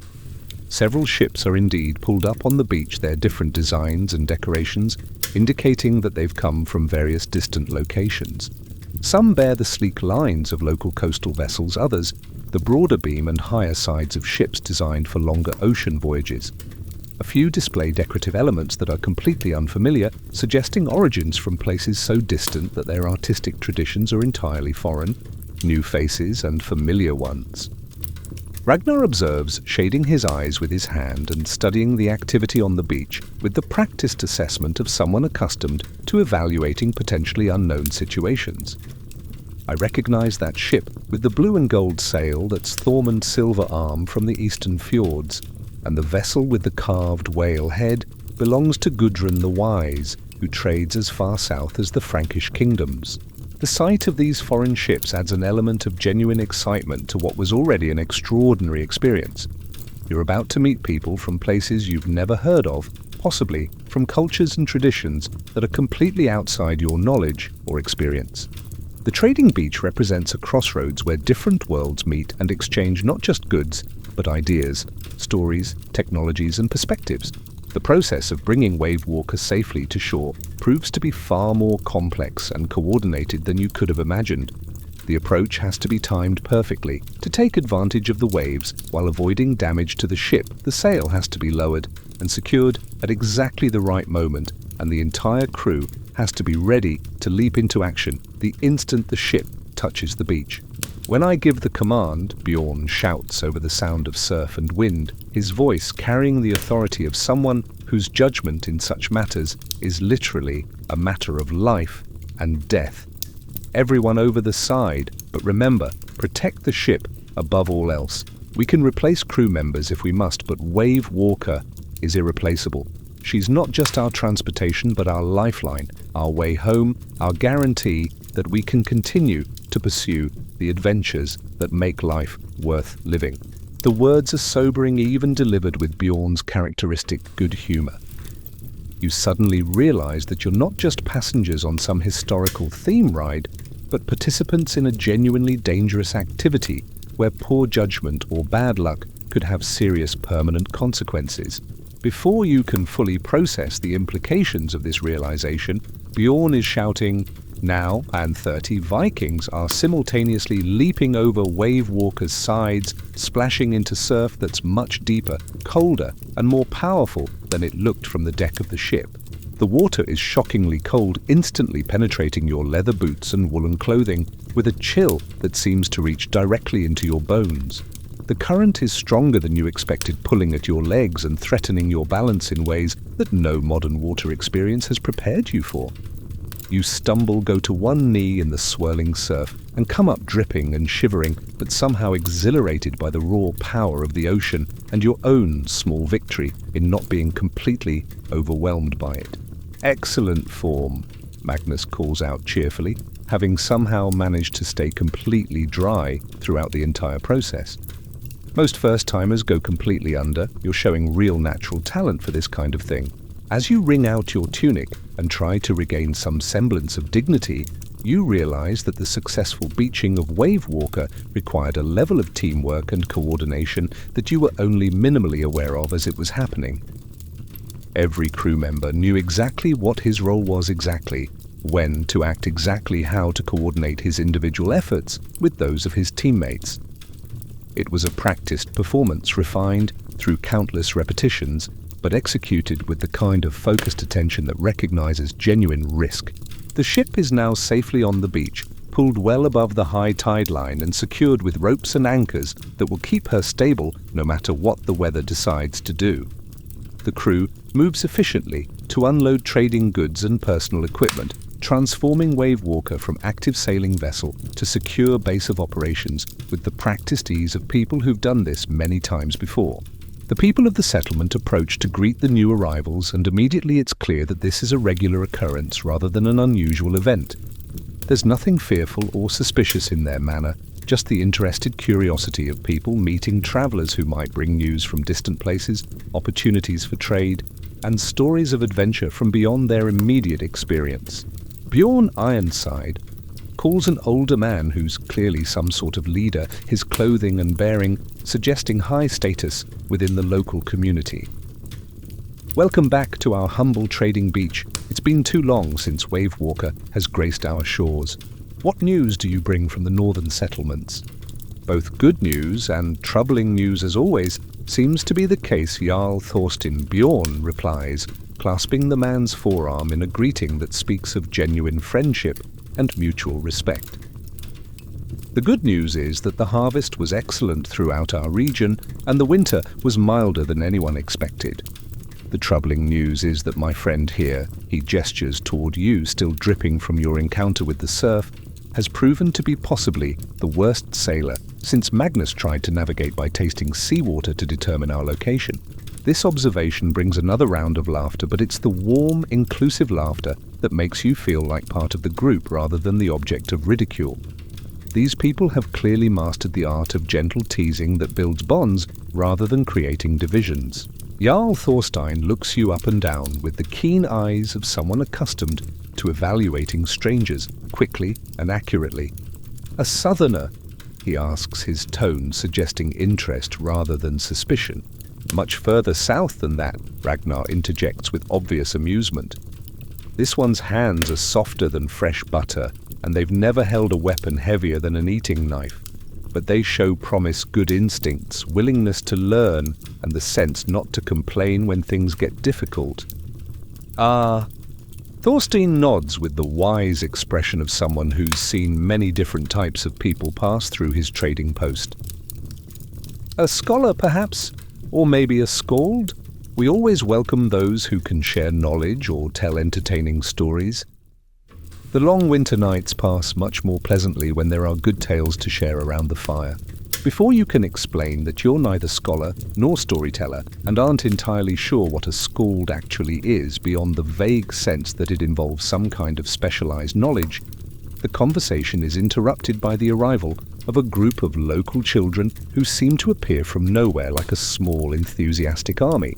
They swarm around the newly arrived Vikings with the fearless curiosity that only children possess, chattering excitedly in a dialect that's similar to what you've been hearing, but different enough to suggest regional variation. They're clearly asking for stories, for news from distant places, for tales of adventure and wonder that will give them something to dream about.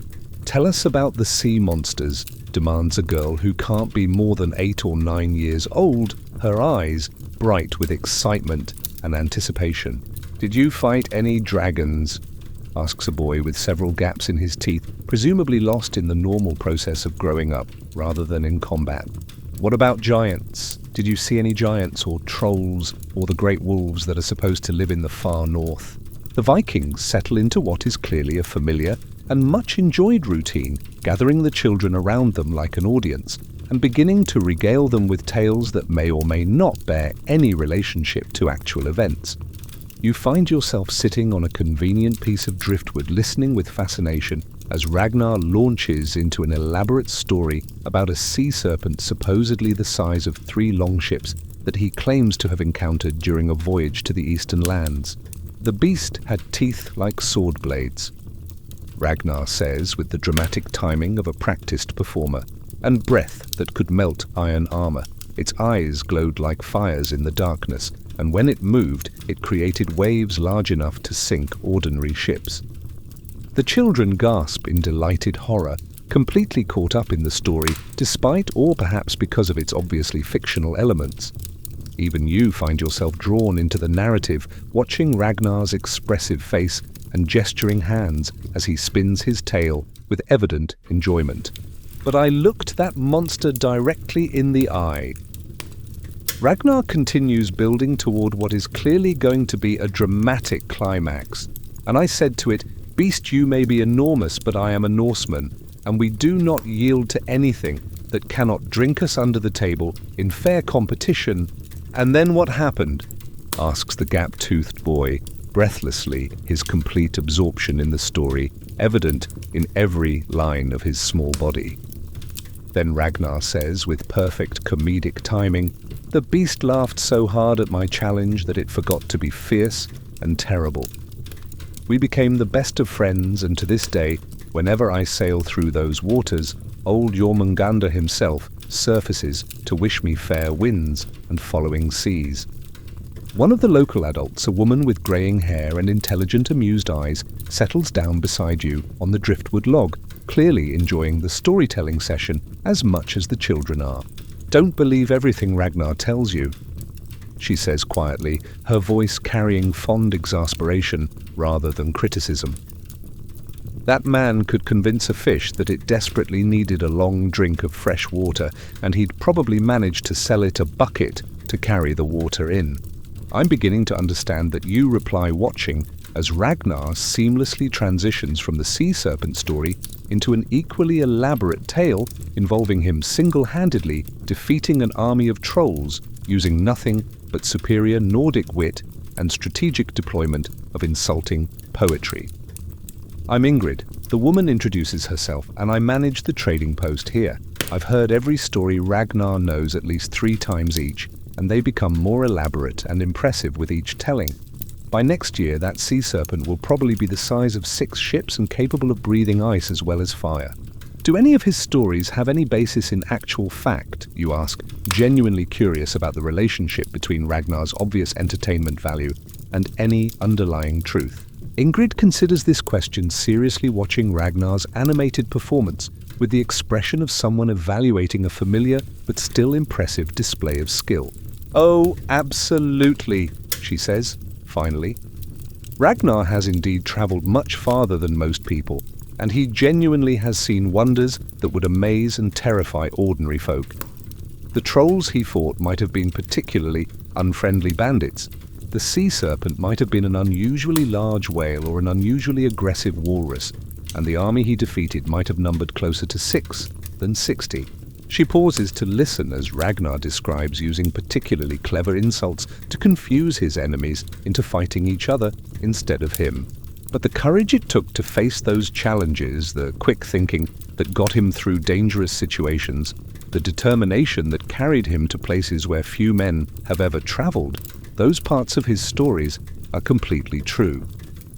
He just understands that the truth becomes more entertaining and therefore more valuable when it's properly seasoned with imagination and dramatic presentation. As the sun climbs toward its zenith and the morning's activities begin to settle into the more relaxed rhythms of midday, the pace of life in the trading settlement shifts noticeably. The urgent business of arriving and unloading gives way to the more social aspects of inter-community interaction, and preparations begin for what is clearly going to be a significant feast in honor of the visitors. Cook fires that had been producing only functional meals for the settlement's daily needs are built up and fed with additional fuel. The smoke changes character, becoming thicker and more aromatic as special foods are prepared. Roasts that require long, slow-cooking bread that needs time to rise and bake properly, and various delicacies that are clearly reserved for important occasions. Come, Ingrid says, rising from the driftwood log with the satisfied expression of someone whose plans are proceeding exactly as intended. You'll want to see how we properly welcome visitors to our settlement. Hospitality isn't just good manners, it's a sacred obligation, a way of honoring both our guests and the gods who watch over all travelers. The feast that unfolds over the next several hours is far more elaborate and sophisticated than anything you could have imagined. This isn't just a meal, but a carefully orchestrated social event that serves multiple purposes, welcoming visitors, facilitating trade negotiations, sharing news and information, and reinforcing the bonds of community that hold Norse society together. Tables appear as if by magic, carried from storage buildings and assembled into a large square arrangement around a central fire pit that serves as both cooking area and focal point for the gathering. The tables themselves are works of art, massive planks of oak and ash that have been polished smooth by years of use, supported by elaborately carved legs that turn functional furniture into decorative statements. Benches materialize with equal efficiency, along with an impressive array of serving dishes, drinking vessels, and eating implements that demonstrate both the prosperity of the settlement and the importance they place on proper presentation. There are wooden plates carved from different types of timber, each one unique in its grain and coloring. There are drinking horns of various sizes, some simple and functional, others decorated with metalwork or carved designs that mark them as treasured possessions. The serving dishes show particular artistry, large wooden bowls that have been shaped from single pieces of burl wood, their natural patterns enhanced by careful finishing. Metal platters that gleam like silver in the firelight, decorated with engraved patterns that tell stories or carry protective symbols. Even the serving spoons and ladles show the careful attention to beauty as well as function that characterizes everything these people create. Sit here, Bjorn says, guiding you to a place of honor near what is clearly the head table, positioned where you'll be able to see and participate in everything that happens. As the newest stranger among us, tradition demands that you receive the guest seat and the first serving of everything. It's not just courtesy, it's a recognition that travelers bring new stories and perspectives that enrich our own understanding of the world. The seating arrangement itself tells a story about social structure and relationships within the community. Jarl Thorstein takes the position of greatest honor, but Bjorn and the other visitors are clearly accorded high status.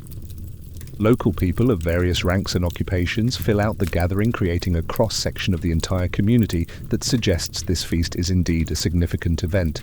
The food, when it begins to arrive, is a revelation of culinary sophistication that completely contradicts any stereotypes about medieval cuisine being simple or crude. The first course consists of various types of fish, some you recognize, others completely unfamiliar, prepared in ways that showcase both the natural flavors of the ingredients and the skill of the cooks. There's roasted salmon, its skin crispy and flesh flaky, seasoned with herbs that complement rather than mask its natural richness. There are smaller fish that have been smoked over particular types of wood that impart subtle but distinct flavors. There's something that might be eel prepared in a way that makes it surprisingly delicious despite your initial hesitation. Try this, suggests a young woman sitting across from you, offering a piece of fish on the point of her knife with the casual friendliness that characterizes all your interactions with these people. It's seal. We caught it just yesterday, so it's as fresh as such meat can be. Seal turns out to taste somewhat like very rich beef, with a distinctive marine flavor that speaks of the animal's ocean habitat. It's surprisingly good, especially when paired with the dense dark bread that seems to be a staple of every meal you've experienced in this world. The bread itself is a revelation, hearty and substantial, with a complex flavor that suggests multiple grains and careful preparation. And you must try this, says another diner, passing you a small bowl of what looks like cream cheese mixed with berries. skier with cloudberries. The berries ripen only for a few weeks each autumn, and we preserve them carefully to last through the winter. They're considered a great delicacy. The skier is tangy and creamy with a texture somewhere between yogurt and soft cheese, while the cloudberries add a sweet tart flavor that perfectly complements the dairy product's richness. It's refreshing after the heavier fish and meat courses, cleansing the palate and preparing you for whatever comes next. But the food, impressive as it is, serves primarily as a foundation for the real purpose of the gathering, the complex social interaction that binds communities together across time and distance.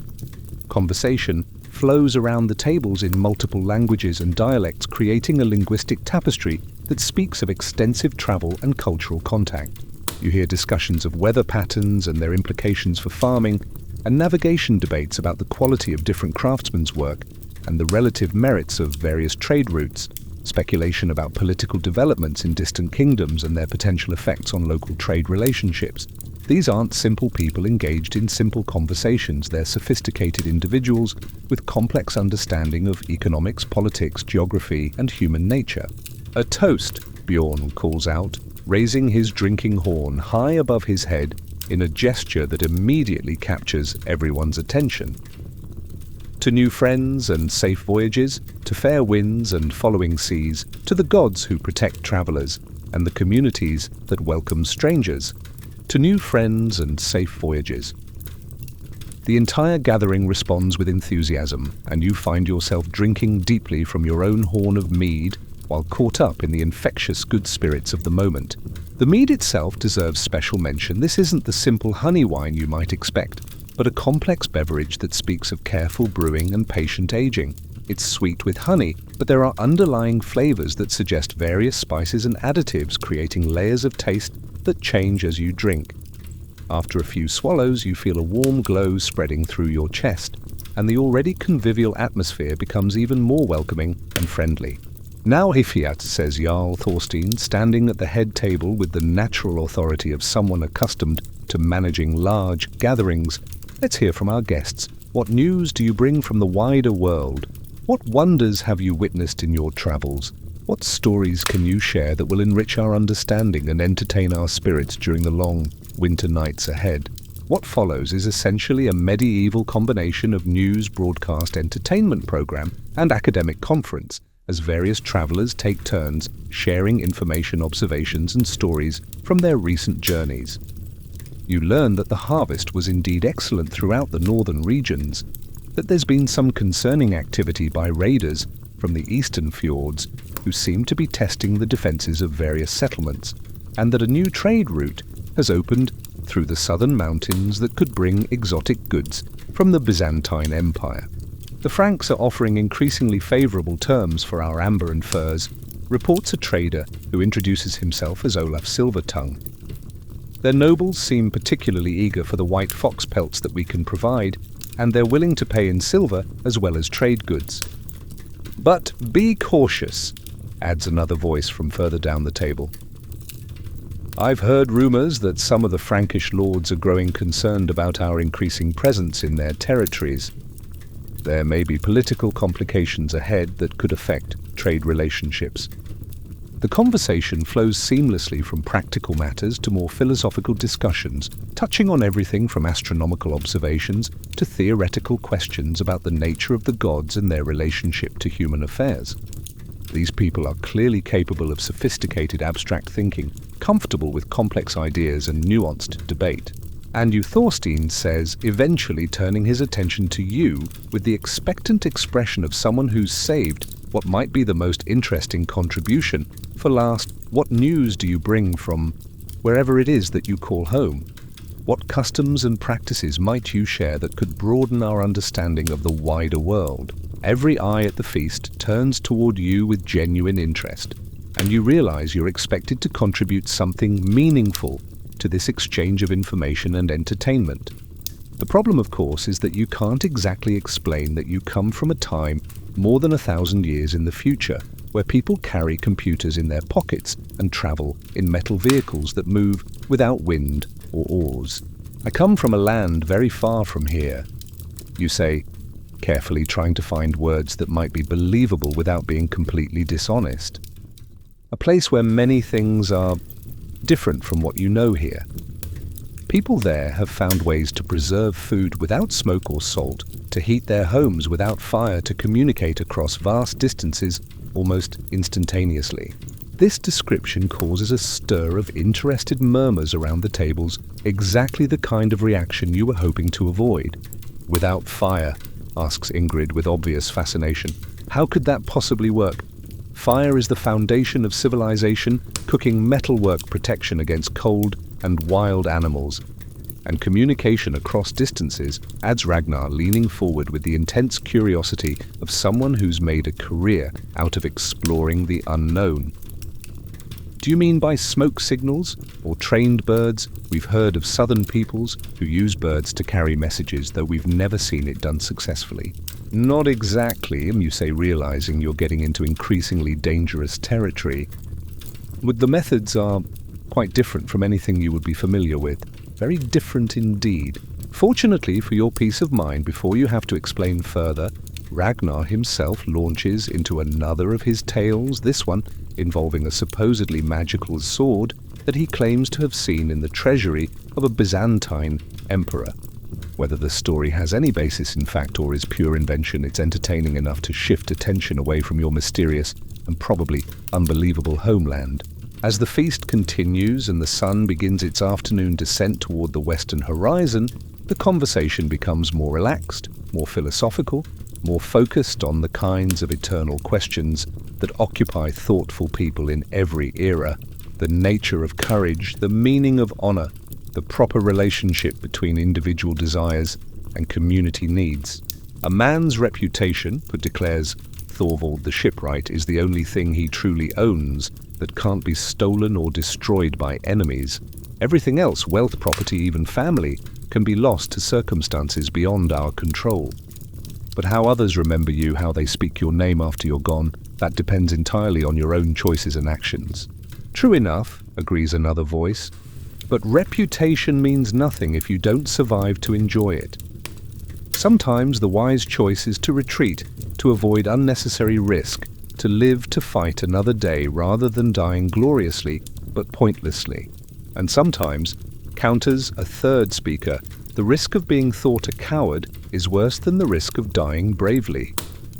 A man who saves his life by abandoning his honor hasn't really saved anything worth having."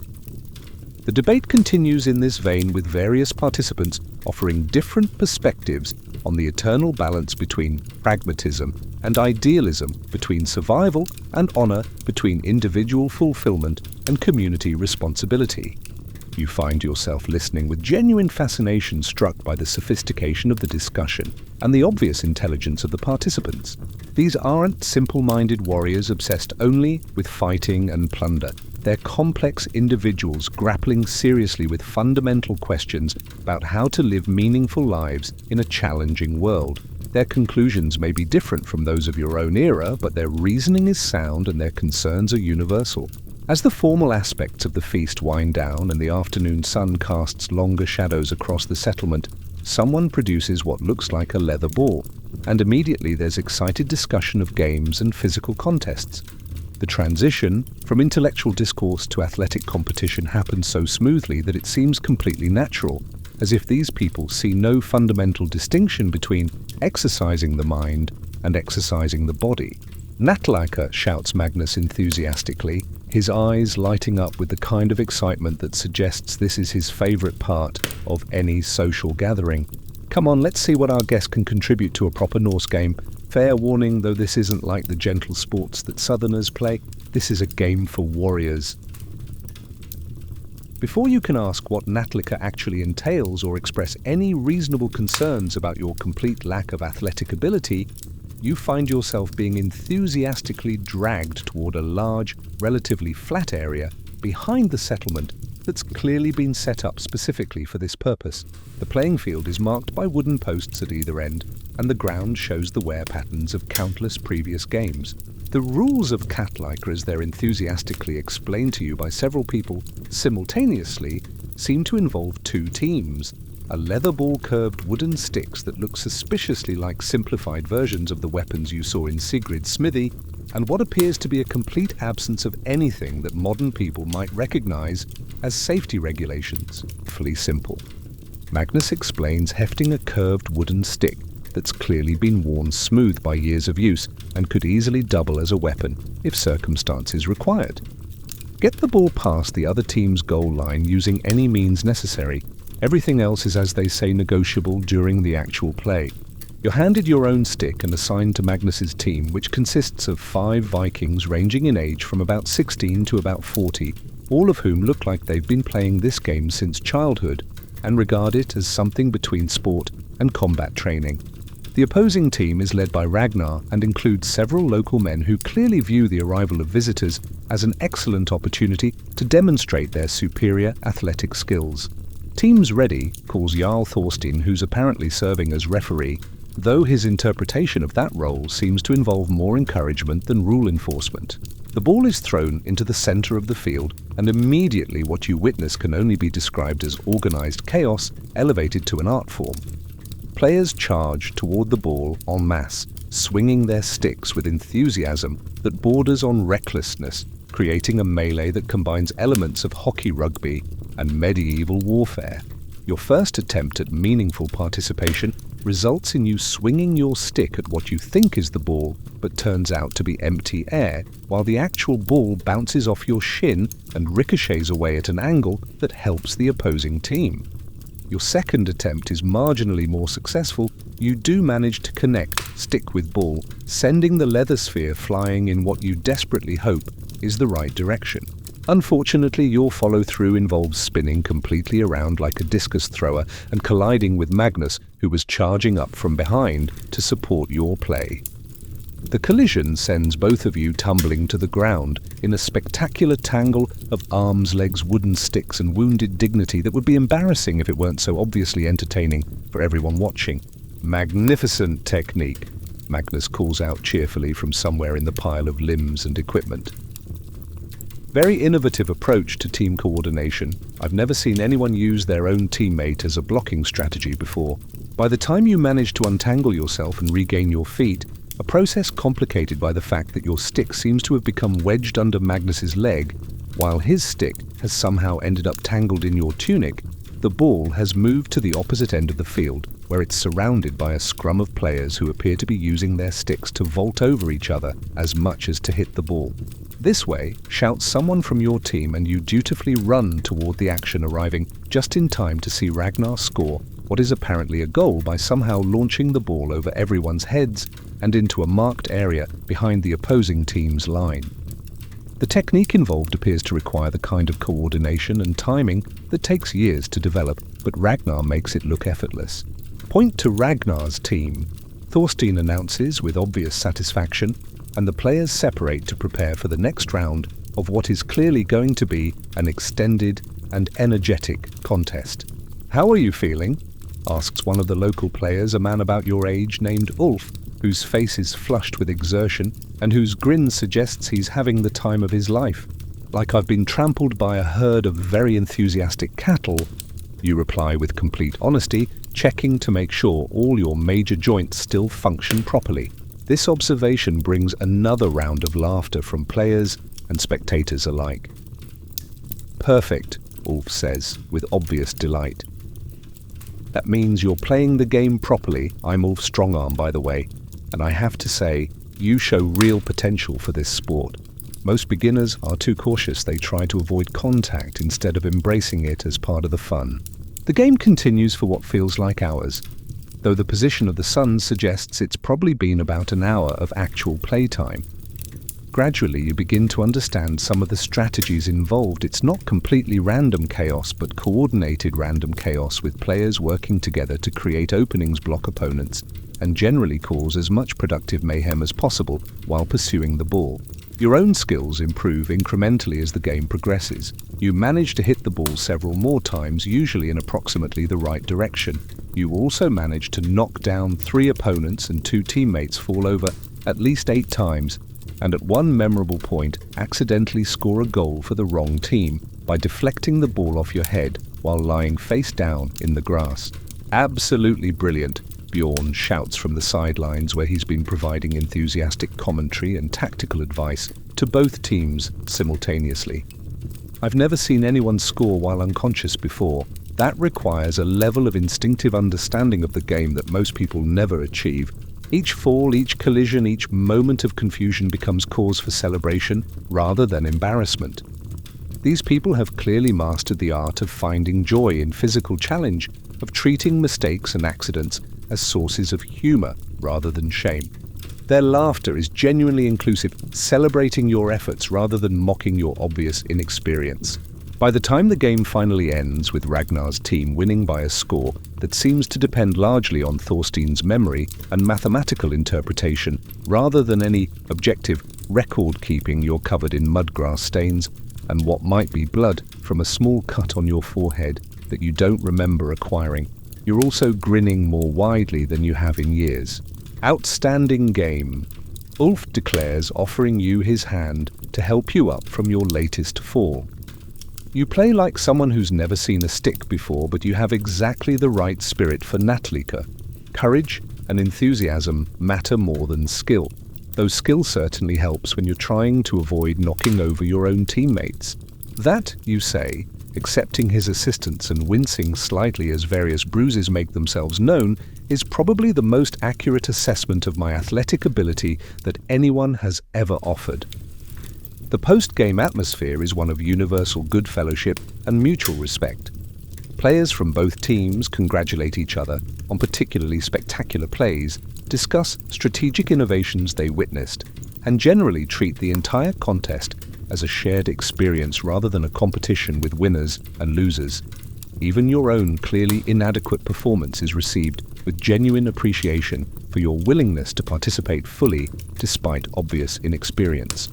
As you help collect the scattered equipment and restore the playing field to its normal condition, you realize you've just experienced something that modern sports rarely provide: physical competition as pure play, uncontaminated by professional pressures or commercial considerations. These people engage in athletics for the simple joy of physical challenge and social bonding, and their approach transforms what could have been intimidating into something genuinely fun. As the sun begins its final descent toward the western horizon, painting the sky in shades of gold and crimson that seem to set the entire world ablaze, the pace of life in the settlement shifts once again. The urgent activities of day give way to the more contemplative rhythms of evening, and people begin to gather in comfortable groups around fires that have been built up to provide both warmth and light as the air grows cool. You find yourself sitting on a pile of soft furs beside the largest fire, your body aching pleasantly from the day's adventures. Every muscle you possess seems to have been used in ways it was never intended for. Rowing weapon practice, Natlika, and general Viking life have provided a workout more complete and satisfying than any modern gym could offer. But it's a good ache, the kind that speaks of honest effort and new experiences of challenges met and obstacles overcome. The fire itself is a work of art built with the same careful attention to function and beauty that characterizes everything these people create. The logs have been arranged not just to burn efficiently, but to create the most pleasant possible light and heat distribution. Different types of wood have been selected for their burning characteristics, some for long-lasting coals, others for bright flames, still others for the pleasant aromas they release as they burn. Around the fire, people of all ages settle into comfortable positions, creating a circle of community that feels both intimate and inclusive. Children lean against their parents, teenagers cluster together in small groups. Adults arrange themselves according to friendship patterns and social relationships that speak of deep familiarity with each other's preferences and habits. Now comes the best part of any gathering, says Ingrid, settling down beside you with a cup of what smells like mulled wine, its aroma rich with spices that suggest trade connections reaching to the far corners of the known world. The storytelling. This is when we share the tales that connect us to our ancestors, to the gods, and to the great mysteries that give meaning to our lives. A hush falls over the gathered crowd as an elderly man with a magnificent white beard takes a place of honor near the fire. His presence immediately commands respect and attention. This is clearly someone whose knowledge and wisdom are recognized and valued throughout the community. His name you learn through whispered introductions is Snorri the Wise, and his reputation as a keeper of the old stories extends far beyond this single settlement. Tonight! Snorri begins, his voice carrying easily. Despite its softness, each word precisely articulated and perfectly pitched to reach every member of his audience. I will tell you of Odin All-Father and his great quest for wisdom, of how the one-eyed god sacrificed comfort, safety, and even his own flesh in pursuit of knowledge that would benefit all the worlds. What follows is unlike any story you've ever experienced. Snorri doesn't simply recite a narrative, he performs it, his voice shifting to embody different characters, his gestures painting vivid pictures in the firelight, his entire being becoming a conduit for the ancient tale. The story unfolds like a living thing full of drama and magic and profound truths about the nature of knowledge, sacrifice, and the prices we must sometimes pay to understand the deeper mysteries of existence. The tale tells of how Odin, despite being the most powerful of the gods, recognized that true wisdom could not simply be granted or inherited, but must be earned through sacrifice and suffering. How he hung himself from Yggdrasil, the world tree, for 9 days and 9 nights, pierced by his own spear, refusing all food and drink, torturing himself in pursuit of the secret knowledge of the runes. And when he finally grasped the meaning of those magical symbols, Snorri continues, his voice dropping to barely above a whisper that somehow carries more dramatic power than any shout.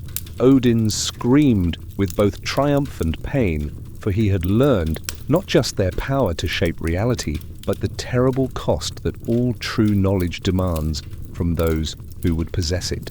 The fire pops and crackles in the silence that follows, and you realize you've been holding your breath, completely caught up in the ancient story, despite or perhaps because of its mythological content. Around you, children lean against their parents with eyes wide with wonder, while adults nod thoughtfully at the story's deeper implications about the relationship between knowledge and suffering, between power and responsibility. Beautiful, murmurs Magnus, his voice soft with genuine appreciation. I never tire of that tale, no matter how many times I hear it. Each telling reveals new layers of meaning, new connections between the gods' experience and our own daily struggles. Stories like that, says Astrid, who has appeared beside the fire with her own cup of the spiced wine, remind us who we are and where we come from. They connect us to our ancestors and to the gods themselves, but more importantly, they teach us how to understand our own experiences in terms of larger patterns of meaning. As the evening progresses, other stories are told, tales of Thor's mighty hammer and his battles against the forces of chaos, of Loki's clever tricks that sometimes help and sometimes hinder the other gods, of brave heroes and wise women and magical creatures that inhabit the spaces between the known and unknown worlds. Each story is met with respectful attention and thoughtful discussion, as if these aren't merely entertainment, but essential elements of cultural education and identity formation. The storytelling isn't a one-way performance, but an interactive experience. Audience members contribute details, ask questions about motivations and meanings, even suggest alternative interpretations of ambiguous elements. It's clear that these stories aren't fixed texts, but living traditions that continue to evolve through community participation and creative interpretation. Your turn, Ragnar says, suddenly pointing directly at you with the casual authority of someone accustomed to organizing social activities. Every guest must contribute a story to the evening's entertainment. It's tradition, and besides, we're curious to hear what kinds of tales they tell in your mysterious distant homeland. All eyes turn to you expectantly, and you feel a moment of genuine panic. What story could you possibly tell that would fit this context of mythological narratives and heroic adventures? Then inspiration strikes, drawn from your own experience, but adapted to terms these people might understand and appreciate. In my distant homeland, you begin drawing on your actual feelings, but couching them in language appropriate to this world. There lived a person whose life had become so predictable and routine that they began to wonder if they would ever experience anything truly remarkable or meaningful. Day after day, they performed the same tasks, ate the same foods, saw the same faces, until it seemed as if existence had become nothing more than endless repetition without purpose or joy. The group listens with obvious interest, and you can see recognition in their eyes. Apparently, the human longing for meaning and adventure transcends cultural boundaries. This person worked at tasks that seemed to have no connection to anything larger than themselves.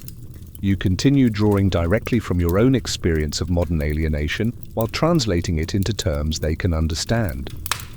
They were fed and sheltered and safe, but they felt empty, as if something essential was missing from their life. You pause, looking around at the faces illuminated by firelight, faces that have become familiar and dear over the course of this single, impossible day.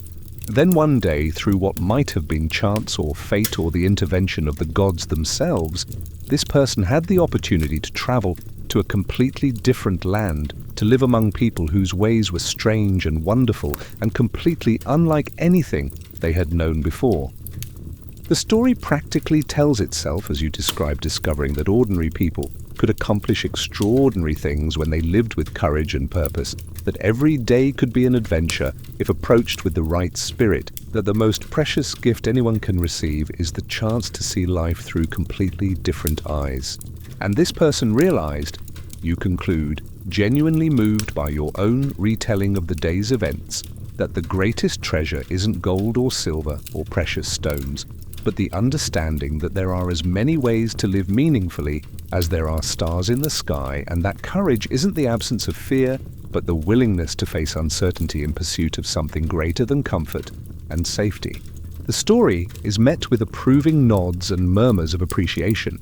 It may not feature gods and monsters, but it clearly resonates with something universal in the human experience: the longing for purpose, the fear of meaninglessness, and the transformative power of genuine adventure. A wise tale, Snorri says approvingly, his voice carrying the authority of someone who has heard and evaluated thousands of stories over his long lifetime. Sometimes the greatest adventures are indeed the ones that change how we see ourselves and our possibilities. The hero's journey isn't always about slaying dragons. Sometimes it's about slaying the small, fearful voice inside ourselves that whispers we're not capable of greatness. More stories follow, each one adding another thread to the complex tapestry of meaning and entertainment that makes up the evening's experience. Tales of ordinary people who accomplished extraordinary things through perseverance and courage. Stories of love lost and found adventures that began with simple decisions to step outside familiar boundaries and see what lay beyond the known world. The fire burns lower as the night deepens, and the storytelling gradually gives way to quieter conversations, philosophical discussions, and the kind of comfortable silence that comes when people feel genuinely connected to each other and to something larger than themselves. As the evening reaches its gentle peak, the atmosphere around the fire becomes even more intimate and contemplative. The larger group has naturally sorted itself into smaller clusters of conversation, and you find yourself part of a circle that includes some of the people who have become most important to your experience of this world.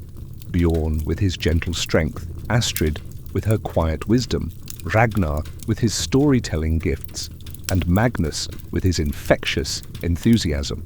Tell me honestly, Astrid says, her voice soft but carrying genuine curiosity, what do you think of our way of life? How does it compare to what you knew in your homeland? What have you learned about yourself through this day's experiences? The question is clearly meant as more than casual conversation. There's something in her tone that suggests she's genuinely interested in your perspective as an outsider, that she values the insights that can come only from someone seeing their world with fresh eyes. You consider the question seriously, looking around at faces that have become dear to you in the space of a single day. These people have welcomed you completely, taught you patiently, included you generously in every aspect of their lives. They've shared their food, their knowledge, their stories, their friendship, without asking for anything in return beyond your honest participation. It's harder than I expected, you say, finally choosing your words carefully. Everything here requires more physical effort, more skill, more courage than what I was used to, but it's also more real somehow, more connected to fundamental things like survival, community, the cycles of nature, the necessity of depending on each other. Bjorn nods thoughtfully. That's the price and the reward of living this close to the edge of survival. We can't afford the luxury of meaningless work or shallow relationships. Everything we do has to matter because failure means genuine consequences, not just inconvenience.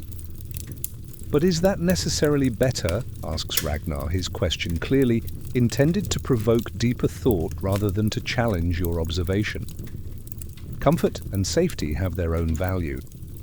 Security allows people to develop arts and ideas that might be impossible when all energy must go to mere survival. The conversation that follows touches on some of the most fundamental questions about human nature and social organization. Is struggle necessary for meaning? Does security inevitably lead to complacency? How do communities balance individual freedom with collective responsibility? What is the proper relationship between human beings and the natural world that sustains them? These aren't abstract philosophical debates, but practical questions that these people face in their daily lives. Their conclusions have been tested through generations of real-world experience, refined through trial and error, validated through their ability to create communities that successfully balance individual fulfillment with group survival. I think you say eventually that what I've learned today is that happiness isn't the same as comfort, and that meaning comes from being genuinely useful to something larger than yourself. In my homeland, we have many conveniences, but we've also lost some essential connections to the source of our food, to the materials our tools are made from, to the people whose work makes our lives possible. Astrid smiles with the satisfaction of someone whose intuitions have been confirmed. Every way of life involves trade-offs.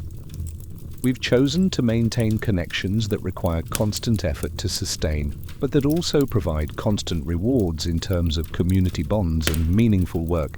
Perhaps your people have made different choices that bring different benefits and different costs.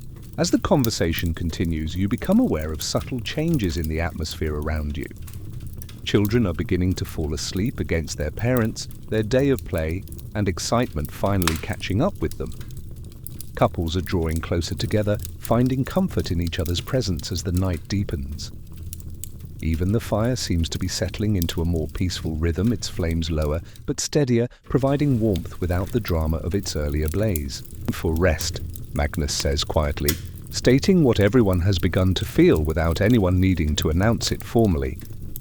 Tomorrow will bring its own adventures and challenges, and we'll meet them better for having shared this day together. The group begins to disperse, gradually people taking leave of each other with the easy affection of those who know they'll see each other again soon. Children are carried to bed by patient parents. Teenagers reluctantly abandon their conversations to seek their sleeping places. Adults make the transition from social time to private time with the smooth efficiency of long-established routine. As the evening's activities wind down and the settlement prepares for sleep, Bjorn approaches you with the gentle expression of someone who understands that all adventures, no matter how wonderful, must eventually come to an end. "It's time," he says simply. "The tide is right, the wind is favorable, and Wave Walker is ready to carry us home. Unless, of course, you'd prefer to stay here and begin a new life among our trading partners."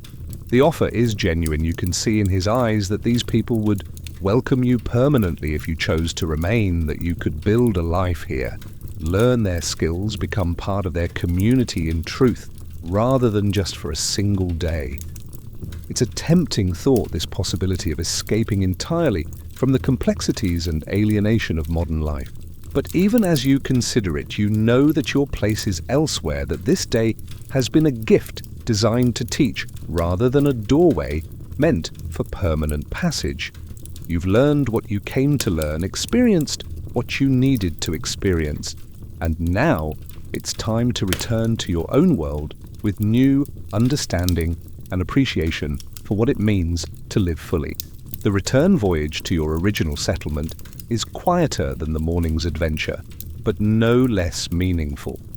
The crew of Wave Walker works with familiar efficiency to prepare for departure, And soon you're once again flying across the waves under the light of a full moon that turns the sea into a highway of silver light. The motion that made you queasy this morning now feels natural and soothing. Your body has adapted to the ship's rhythm, and you find yourself able to appreciate the beauty of night, sailing the way the moonlight catches the foam at the ship's bow, the distant lights of settlements along the shore, the vast expanse of stars overhead, unsullied by artificial illumination. A good day. Bjorn observes, settling beside you at the ship's rail. You've learned much, I think, about our way of life. But more importantly, perhaps you've learned something about your own possibilities, about strengths you didn't know you possessed. You nod, unable to find words adequate to express everything this day has given you. The physical challenges, the social connections, the sense of living completely within each moment, rather than always planning ahead or remembering behind. It's been transformative in ways you're still trying to stand. The familiar harbour appears ahead, and soon Wave Walker is being drawn up onto the beach where your adventure began what feels like a lifetime ago. The settlement sleeps peacefully under the moon, its buildings dark, except for the gentle glow of banked fires visible through small windows. You help with the task of securing the ship, moving now with some approximation of competence, your hands knowing what to do even if your muscles still protest the unaccustomed work. There's satisfaction in this final contribution, in being genuinely useful rather than merely along for the experience. The longhouse where you began the day welcomes you back like an old friend. Astrid has kept the fire burning low, and there's food waiting, simple fare but perfect after the day's exertions. The familiar scents of wood smoke and wool, the soft sounds of people sleeping peacefully, the play of firelight on carved beams. It all seems like home in a way that surprises you with its intensity. Your bed is as you left it, Bjorn says quietly, indicating the sleeping alcove that was your starting point so many hours ago. Rest well, friend. You've earned the sleep of someone who has lived fully and met every challenge with courage. As you settle onto the straw mattress and pull the heavy woolen blanket over yourself, you feel a profound sense of completeness that you've rarely experienced in modern life. Every part of your body aches with honest fatigue. Your hands are blistered from rowing and weapon work. Your muscles are sore from unfamiliar exertions. Your mind is full of new experiences and unexpected insights. But it's the good kind of tiredness, the deep satisfaction that comes from having pushed yourself beyond familiar limits and discovered that you were capable of more than you knew. You've experienced genuine physical challenge, authentic community connection, and the profound satisfaction that comes from contributing meaningfully to shared endeavors. The sounds of the longhouse settling for the night create a symphony of contentment. The soft breathing of sleeping people, the whisper of wind through wooden walls, the occasional pop and crackle of the banked fire, the distant sound of waves against the shore. These are the sounds of a community at peace with itself and its place in the world. As sleep begins to take you, your mind drifts over the events of the day like a hand running over carved wood, feeling each detail, appreciating each texture and pattern. The weight of the iron axe in your hands, teaching you about the honest relationship between human effort and useful results. The cold spray of ocean water on your face as Wave Walker flew across the waves, connecting you to the raw power and beauty of the natural world. The laughter of new friends as you stumbled through unfamiliar games and activities, showing you that competence matters less than willingness to try, that courage is more valuable than skill, that authentic community celebrates effort rather than achievement. The warmth of shared meals and stories around the fire, demonstrating how human beings can create meaning and connection even in the face of uncertainty and challenge. You've learned that strength isn't just physical power, but the willingness to face difficulty without surrendering your essential humanity. That wisdom isn't just accumulated knowledge, but the ability to see connections between individual actions and larger patterns of meaning. That courage isn't the absence of fear, but the decision to act rightly despite fear. Most importantly, perhaps you've discovered that it's possible to live with intensity and purpose, to find joy in simple things, to create communities based on mutual respect and shared responsibility. The modern world's gifts of comfort and convenience are real and valuable, but they need not come at the cost of meaning and connection.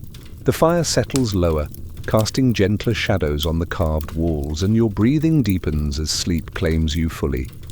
Your dreams are filled with dragon ships and distant shores, with the sound of laughter and the warmth of genuine friendship, with the satisfaction of honest work and the joy of challenges met with courage. In this moment, suspended between one world and another, between one way of life and another, you carry within yourself the knowledge that every day offers the possibility of adventure. Every challenge presents an opportunity for growth. Every moment of genuine connection with others is a treasure beyond price. The longhouse breathes quietly around you, filled with people who have welcomed you as family, and your sleep is deep and peaceful, filled with gratitude for this glimpse into a way of life that, while different from your own, has shown you possibilities you never knew existed. Sleep comes like a gentle tide, carrying you toward dreams of tomorrow's possibilities, while holding safe the memories of today's discoveries. You sleep the sleep of someone who has lived fully, who has stretched beyond familiar boundaries, who has discovered that the human capacity for adaptation, growth, and connection is far greater than most people ever realized. The night settles around the settlement like a soft blanket. Stars wheel overhead in their ancient patterns, and the sea whispers against the shore with the eternal rhythm that has measured human dreams since the beginning of time. And in your dreams, you carry forward everything this day has taught you about courage, community, and the infinite possibilities that await those brave enough to step beyond the familiar and discover what lies beyond the borders of their known world. Rest well, brave traveler.